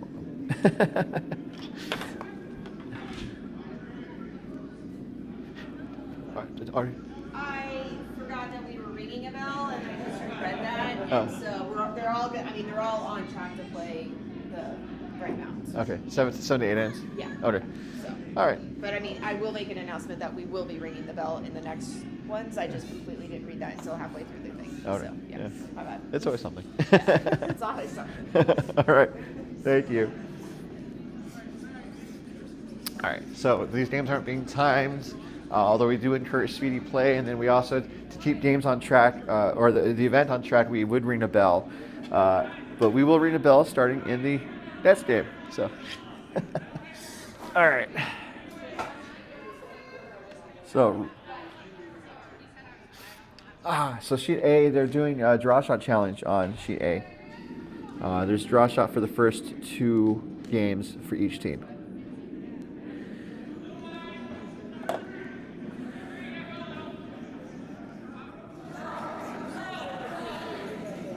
Yes. You see the camera kind of moved a little to the right as we see Paige Anderson's next rock underway.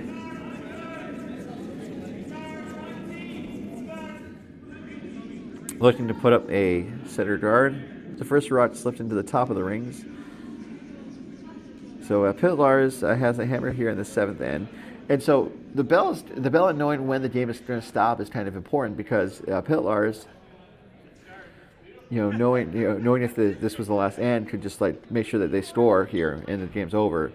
But if there's an 8th end, Vegas Winers, would want to make sure that they either steal or hold Pytlarz to a low score, so then they have a better chance to come back in the last end. As we see Alex Vienne get ready for her second stone.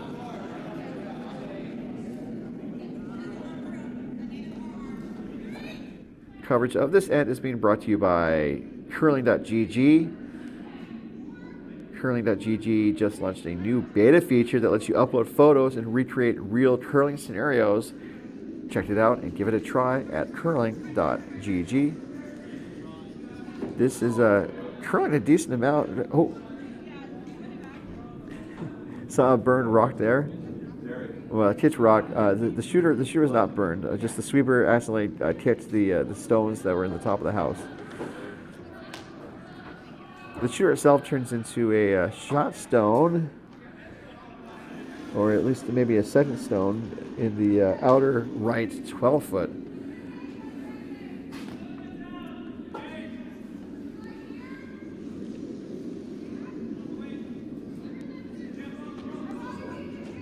So it looks like Vegas Winers is going to try to hit and roll under cover with Jason's first stone here.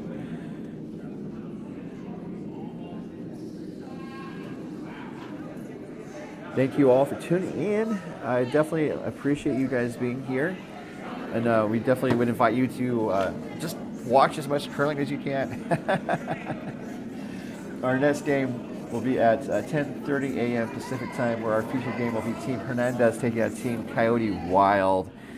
And then as we're going to see the hits, and the roll is going to roll through the range, through the back of the house. So mission half accomplished. The upcoming game time, so our next game is at 10:30 a.m. The remaining games today are at 1:30 p.m., 5 p.m., and MoPac After Dark starts promptly at 8 p.m. Yeah.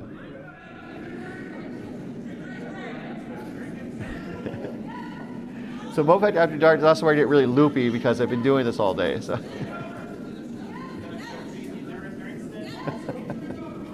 Perhaps. So I normally don't imbibe, but you know, MoPac After Dark, you know, who knows, it might happen.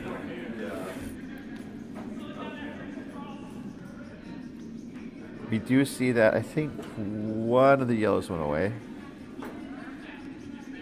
Indeed, yes. So they basically Pytlarz exchanged one of their reds for the yellows in front of the house.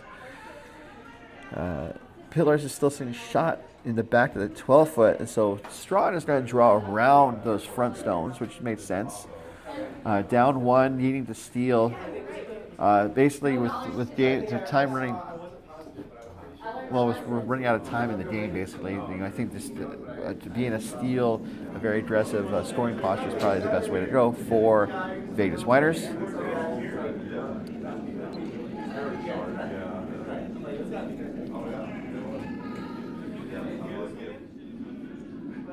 So we're seeing at least 4 feet of curl from the sidewalk. And saw it break there just in front of the hog line. It's going to go into the pile and bump up the yellow. And then the shooter itself is going to spill into the right 8-foot 4-shot, I believe.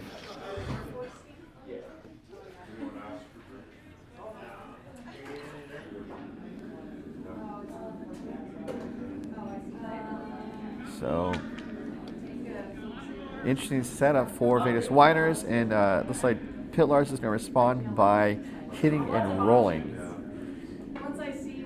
As Claxton gets his broom and body adjusted for the delivery, going to let him push out of the hack. That's a nice release there. Looking for a hit, an impossible roll. You don't want to jam on the red in the back, though. And that might be a possibility. Okay, so no jam. The shooter's going to roll out of play. So the situation in the house is now shot stones Pytlarz in the back 12, and the Vegas Winers has a yellow in the top 12-foot.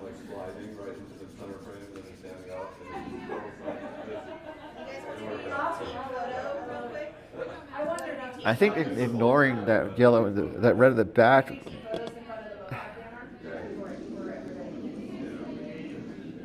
You can go either way. I think ignoring it would be fine, just because you have better chances to draw, I believe. But you have Bob with the stick delivery, so like if he's on target, that red's going to go away, and then they'll likely be sitting 2. Really slipped good. Maybe a little inside, perhaps. We saw Claxton have a little bit of a spill. Hopefully he's okay. So it's a little inside. It's going to make contact. It does not make contact. So that was I think the risk there. I think the draw. I like the draw a little bit better because you're just putting more rocks in the rings, and hopefully you can find places to hide that Pytlarz can't get rid of him. So now with a free shot, basically, Pytlarz is going to have Rachel, I think, just hit the red onto the yellow, and then Pytlarz will be sitting 2. And I think then Vegas Winers is going to have to basically try and draw around, or I mean, they need a steal here, basically, or force to a single point. Those seem to be the best options for Vegas Winers.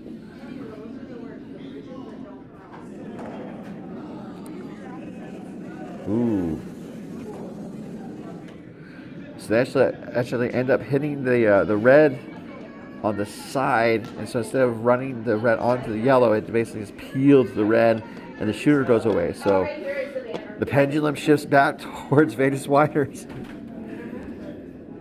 Another chance for Bob. Chance for him to redeem himself after that last shot. So I was saying earlier that I think Bob doesn't go to the hog line with his delivery, but I think he does more, especially with this type of shot. This is on target. Is it going to hit and stick? It does hit and stick. So now Vegas Winers is hitting 2. Down 1 without the hammer here in the 7th end. No. Hey, I mean, it doesn't make you can't. Are we allowed to do this?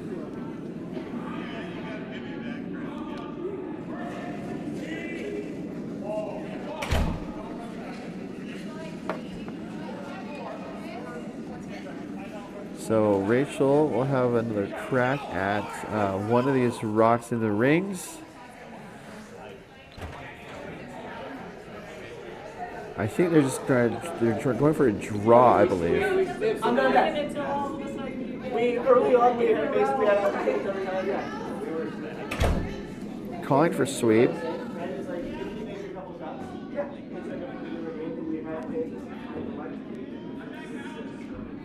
So this is going to over curl. If they wanted to freeze, but if they wanted to, I think it's still over curling. Actually, it might end up in a not too bad place. That was 14:22. So yeah, the ice did speed up this game. And that is very respectable times for dedicated ice. And I believe red is shot.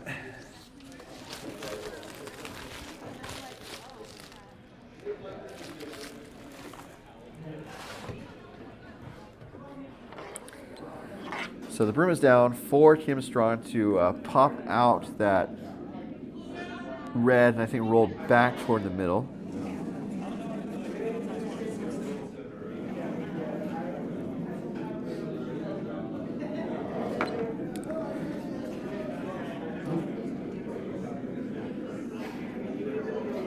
So this is Kim Strong's first rock without the hammer here in this 7th end.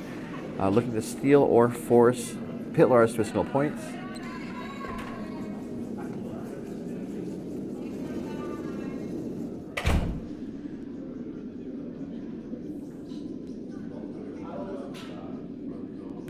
Weight looks good. Looks like it's on target. It's going to hit and I think roll towards the middle a little bit. That was 12-15. So I think there's a board to control weight. And Vegas Winers, I think, is sitting at 2 or 3. They're sitting at 3.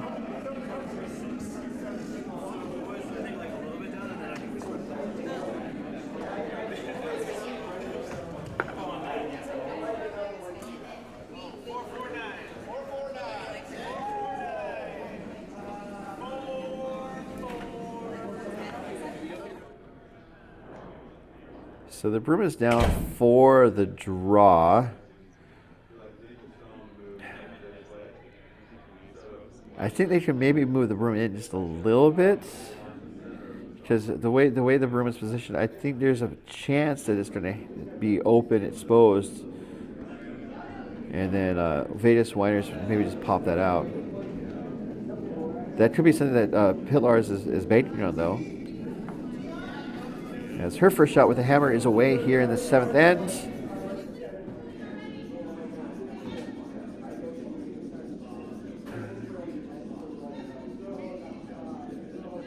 Based on where the broom is set up, it's also 1404.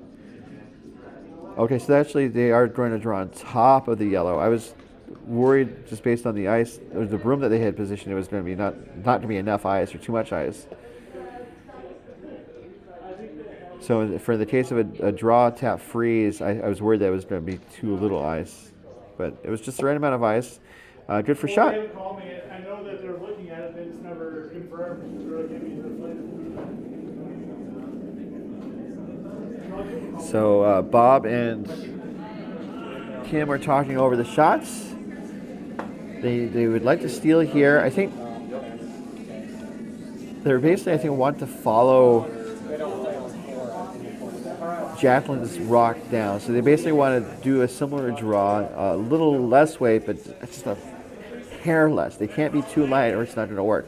But basically they want to sit like right on top, corner frozen on the inside of that red to be shot. And that might be their best shot, their best chance to steal, because then it would force Vegas Winers to do a draw. Sorry, force Pytlarz to do a draw. As Kim gets set. So looking for a very similar shot to Jacqueline's first. This is Kim's last here without the hammer in the 7th end.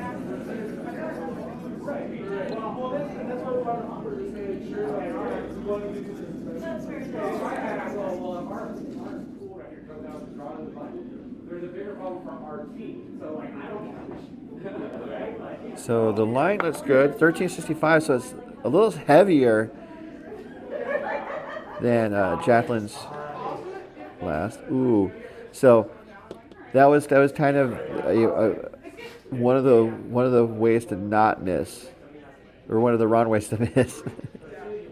Because basically, Pytlarz can do a heavy draw and tap that yellow back, and then have a strong chance to score 2. At the very least, they'd score 1 and go up 2 without the hammer coming home. So the broom is going to be down, I think, for a heavy draw, a draw tap. Right, like the entire pool, the bed, and everyone be there. They're going for more of a natural T-line weight, I think. Just slightly heavier than T, I think. Because you basically want to nose that yellow and tap it back 2 feet to get the second point. You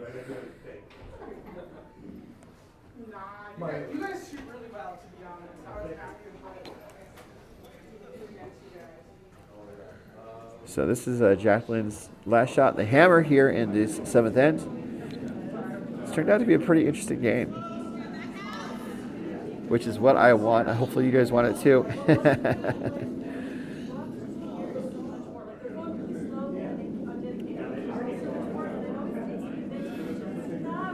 So the weight looks pretty good, 1288. So this is almost 2 seconds faster, at least a second and a half faster. It hits, and then the shooter is going to roll wide right, but I think it sticks around to be a counting stone. And I think Bob indicated that was 2 points. So that shot worked out for Pytlarz, and they are going to take a 10-7 lead heading into the final ends, which we will see in just a moment, imminently, when we return to the 2026 MoPac Championships, the doubletakeout.com MoPac Championships.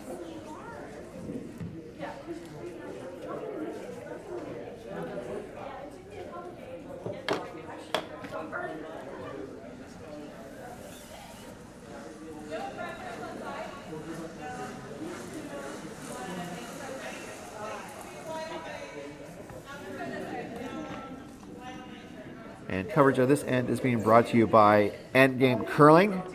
Take your broom on the road with ease with the Endgame travel handle. Endgame's 100% carbon fiber 3-piece travel handle is built for convenience and fits most carry-on luggage. Plus, it's compatible with heads of other broom brands. Elevate your Bonspiel game with Endgame Curling, and learn more at endgamecurling.com.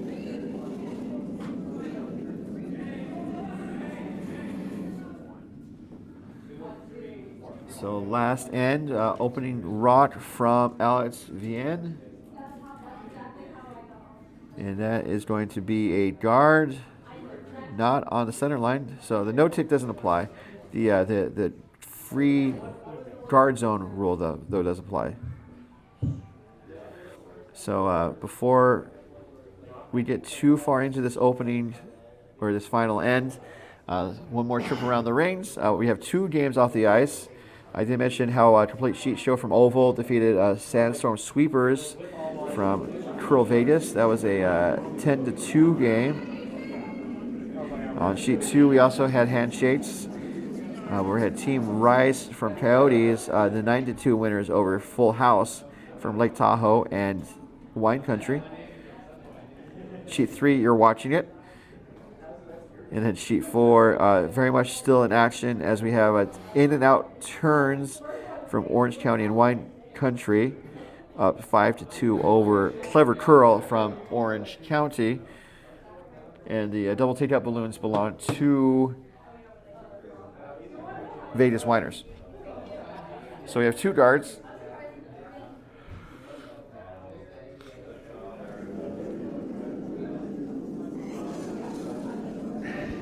We have the second stone coming from Alex. I think trying to draw around their stone. This is the one that she just put up.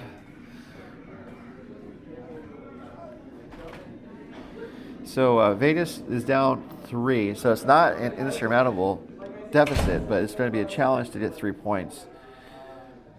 And so this draw around doesn't really get that far around the guard. It's pretty exposed from this over-the-shoulder view that we have.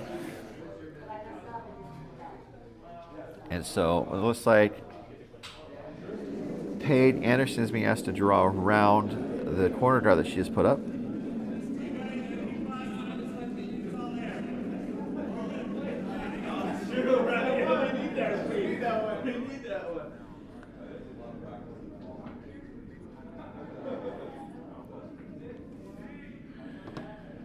And so this is not going to do around the guard. It's going to settle in the back 12 foot if it doesn't go all the way through. And it does go all the way through.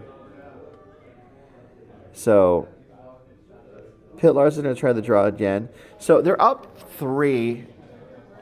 A common strategy, especially when you're up by a significant amount, is to just again minimize the scoring opportunities to make it harder for the other team to find chances to hide a rock or to kind of stash a couple rocks to really get a big point score. The interesting strategy here from Team Pytlarz, skip it. This is Alex Claxton's first, I believe.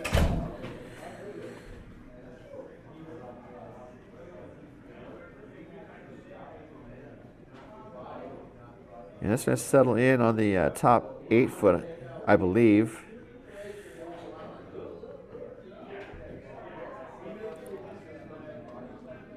So now Strong is going to try to either peel the guard or hit and roll under the cover of the corner guard.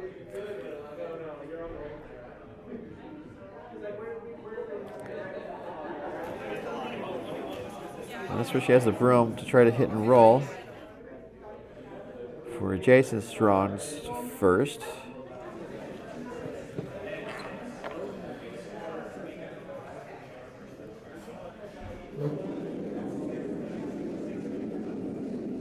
Gonna see some takeout weight, I believe.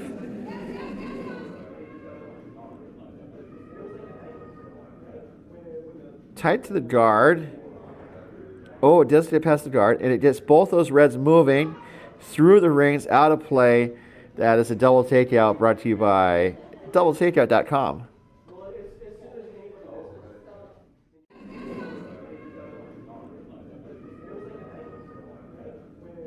Tight to the guard.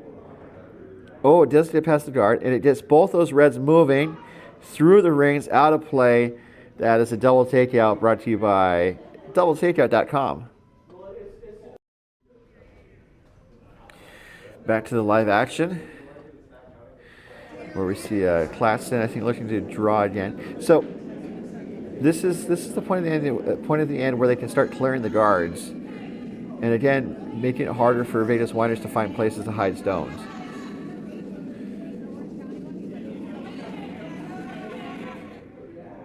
Pytlarz is playing a different strategy, so we'll see how this goes. Looking to draw around. Settles in on the tee line. So basically, Vegas Winers is going to try to hit and roll under.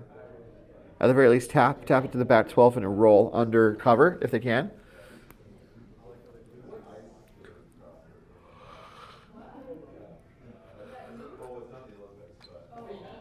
This is Jason's second stone.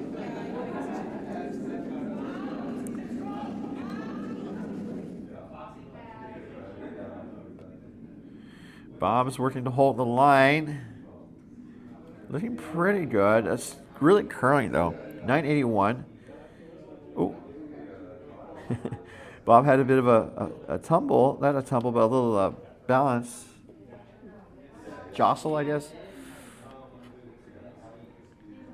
So it actually, I think, clears their yellow. And, oh, they burned the stone. So the non-offending team has a choice to decide what to do. And so Jacqueline... Wait a second. Okay, so... Did it go out of play? That might have been what happened. Or, oh, okay, so a couple of things. Let's see if I can see what happened. It's too late for a replay. So I think what happened was, and I can go back to check the tape if I need to, that the rock hits the stone, and then as the yellow stone was going toward the right, Bob touched it with his foot, and so the rock was burned at that point. And so it was at that point that Pytlarz decided to remove the rock from play. Because the rule is generally understood to be, you remove the rock you remove the offending stone and you reset any stone that was touched back to their original positions, but that the offense happened after the stone had touched the other rocks. That's unusual. I do want to watch the replay of that later.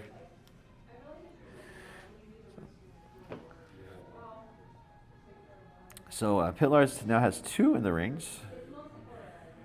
And so I think the temptation would be for Vegas Winers to hit those out, but they need 3 to tie, 4 to win. So they basically need to find a place to hide a stone.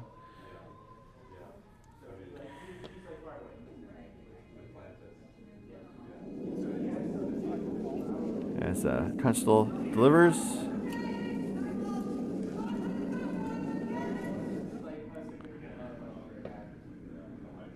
This is looking like a possible double. Runs the red onto the other red where it jammed, and the shooter rolls away. So it does open things up, but it doesn't, I think, help the Vegas Winers situation where they need rocks in play to score multiple points. Good to see you. Good to see you too. So Pytlarz is sitting 1. Looking to put up a guard or a front stone, or put one of the rings, but I think it would be in front of the shot stone. As Rachel's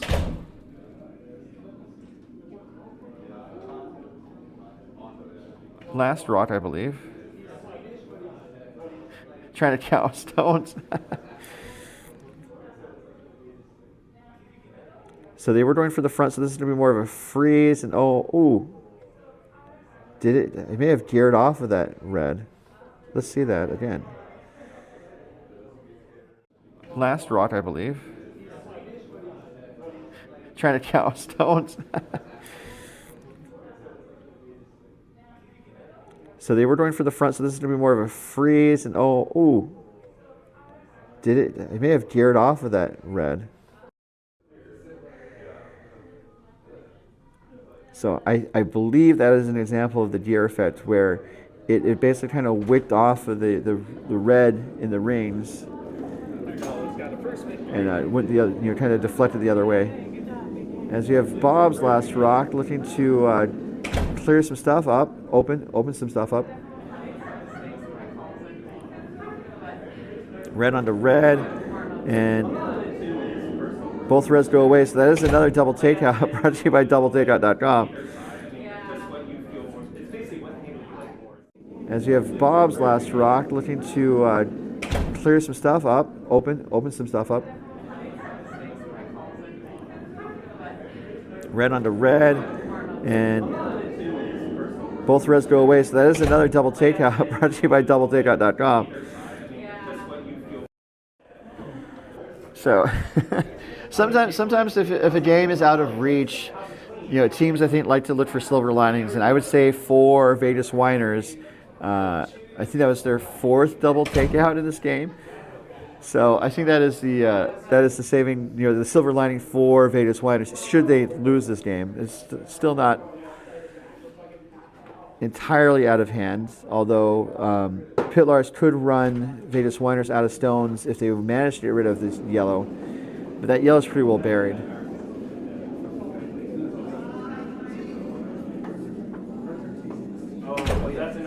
So this is Jacqueline's first. Did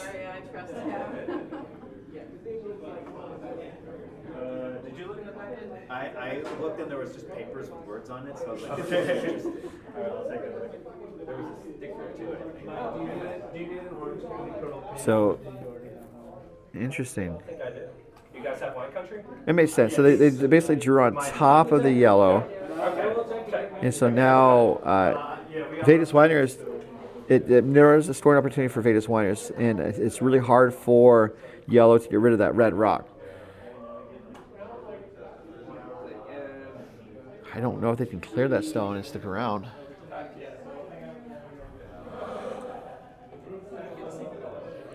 And also, just to confirm that with all the other games done, either Vegas Winers or Pytlarz will have the double takeout balloons this game.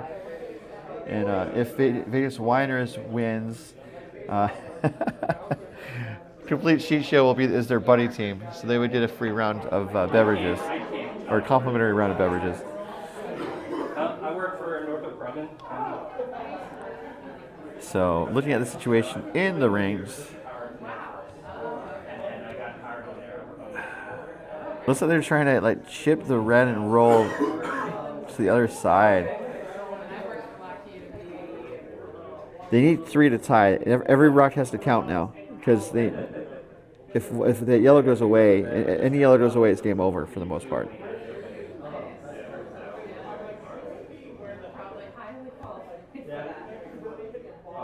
I think so. I think I can see their strategy. I think if they did it soft weight, and they just so almost like a freeze, or it's maybe it's just slightly heavy tea. Just kiss that red, and then roll to the other side of the house. It's just there's so much danger of running the red onto the yellow, which is why I had paused talking about this strategy. But Kim has the broom down. This is her first with the hammer, without the hammer. Or with the hammer, sorry.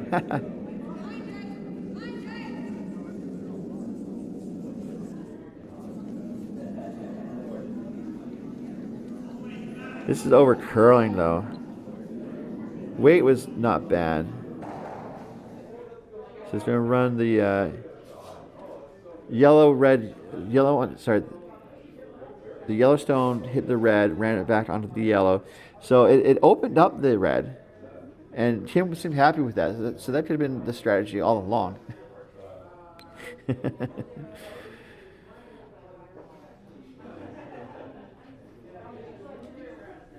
So yeah, I forgot that Vegas Winers has a hammer. They didn't though, which is good.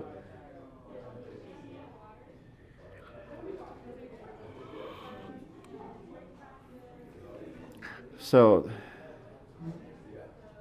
this is an interesting situation because they can't really hit one of those yellows out to end the game, even though I think they would like to. So I think need to put the red in a place where it's counting but not set up a double. So then Vegas Winers would have a chance to score their 3 to tie the game. And if the game isn't a tie, that's how the game ends. There's no extra end or draw to the button. So the room is down, looking for a draw. So I think they're going to put up a front stone, which makes sense. I just think having a second counting stone slightly away from the shot stone could work, but also that's dangerous. So I definitely like to see where they're going with this strategy. So Jacqueline Pytlarz's rock is away, the last one of the end in the game without the hammer.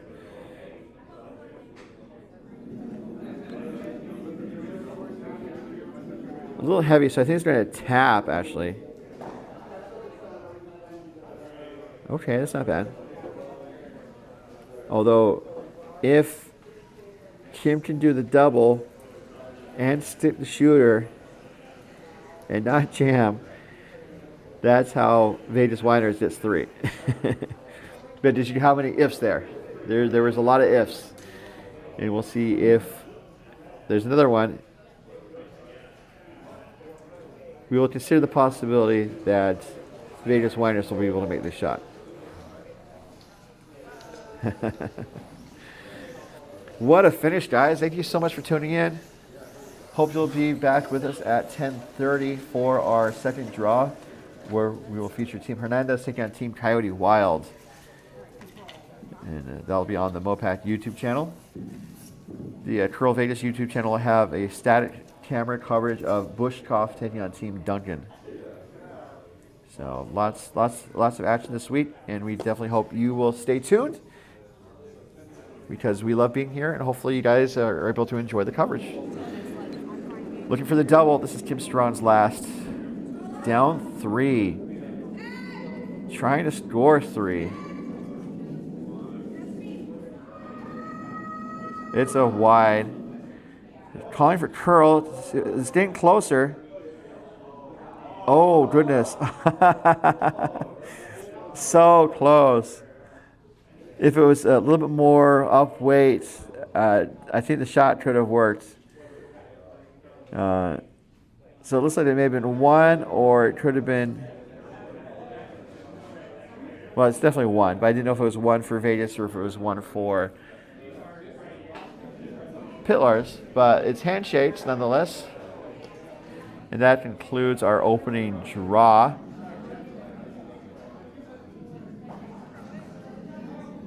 That was a single point for Vegas Winers, so make the final 10-8.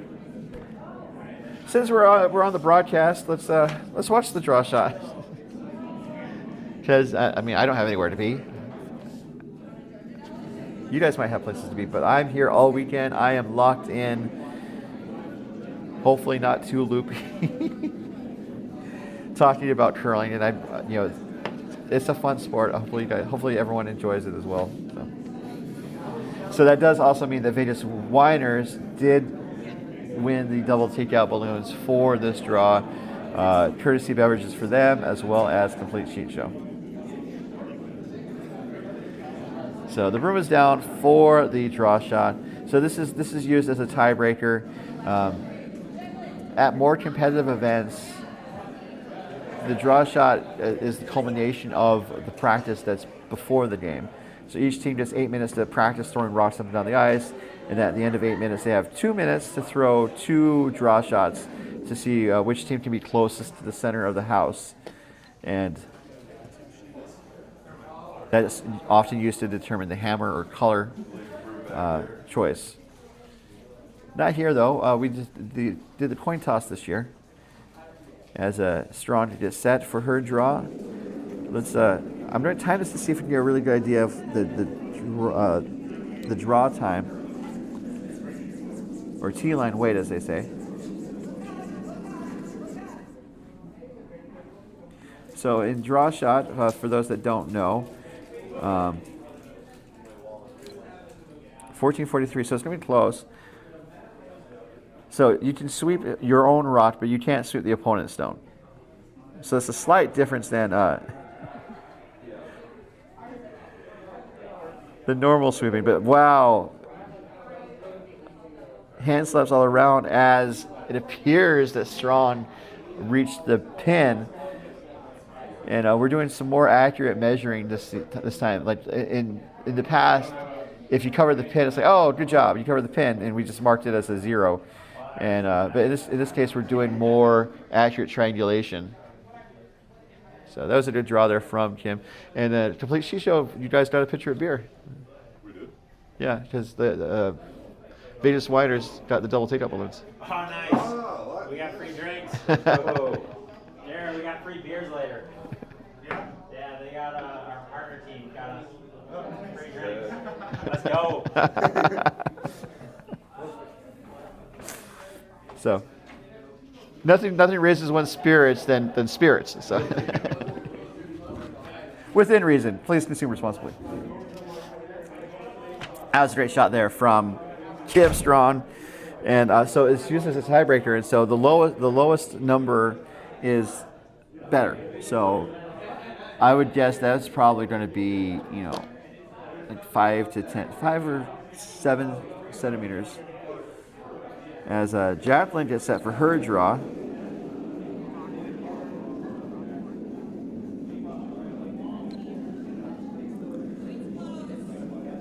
Doing kind of a very similar line. Some events, they kind of have a rule where like one team gets one side and the other team gets the other side. We don't do that here. 15:28, so this is almost 3/4 of a second slower than Kim's. And the sweepers are really working to make sure they can get every erg of energy out of that stone, and it ends up just touching the top of the 12-foot. So that's kind of a sign of the speed difference there. And also, I mean, the sweepers, you know, I think really made a difference for both rocks, but just a little light for Pytlarz's stone.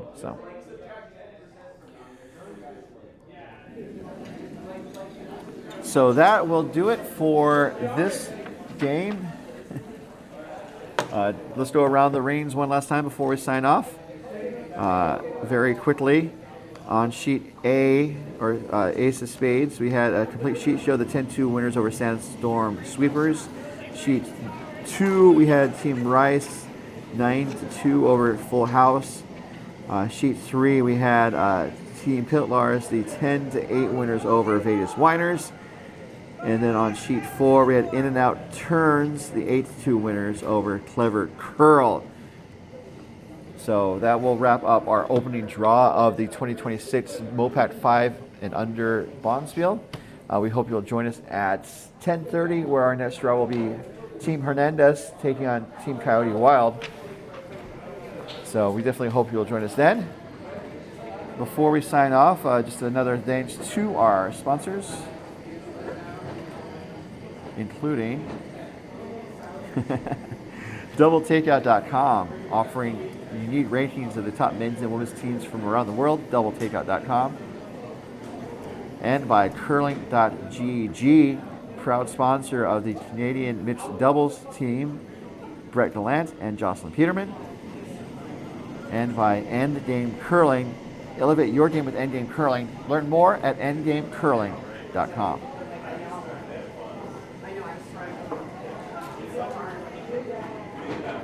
So that will wrap things up for this game. We definitely hope you'll join us at 10:30 a.m. Until then, on behalf of all of us here at MoPac and with our partners at CurlVegas, and with thanks to our sponsors, this has been Ryan Olson saying good morning and good curling.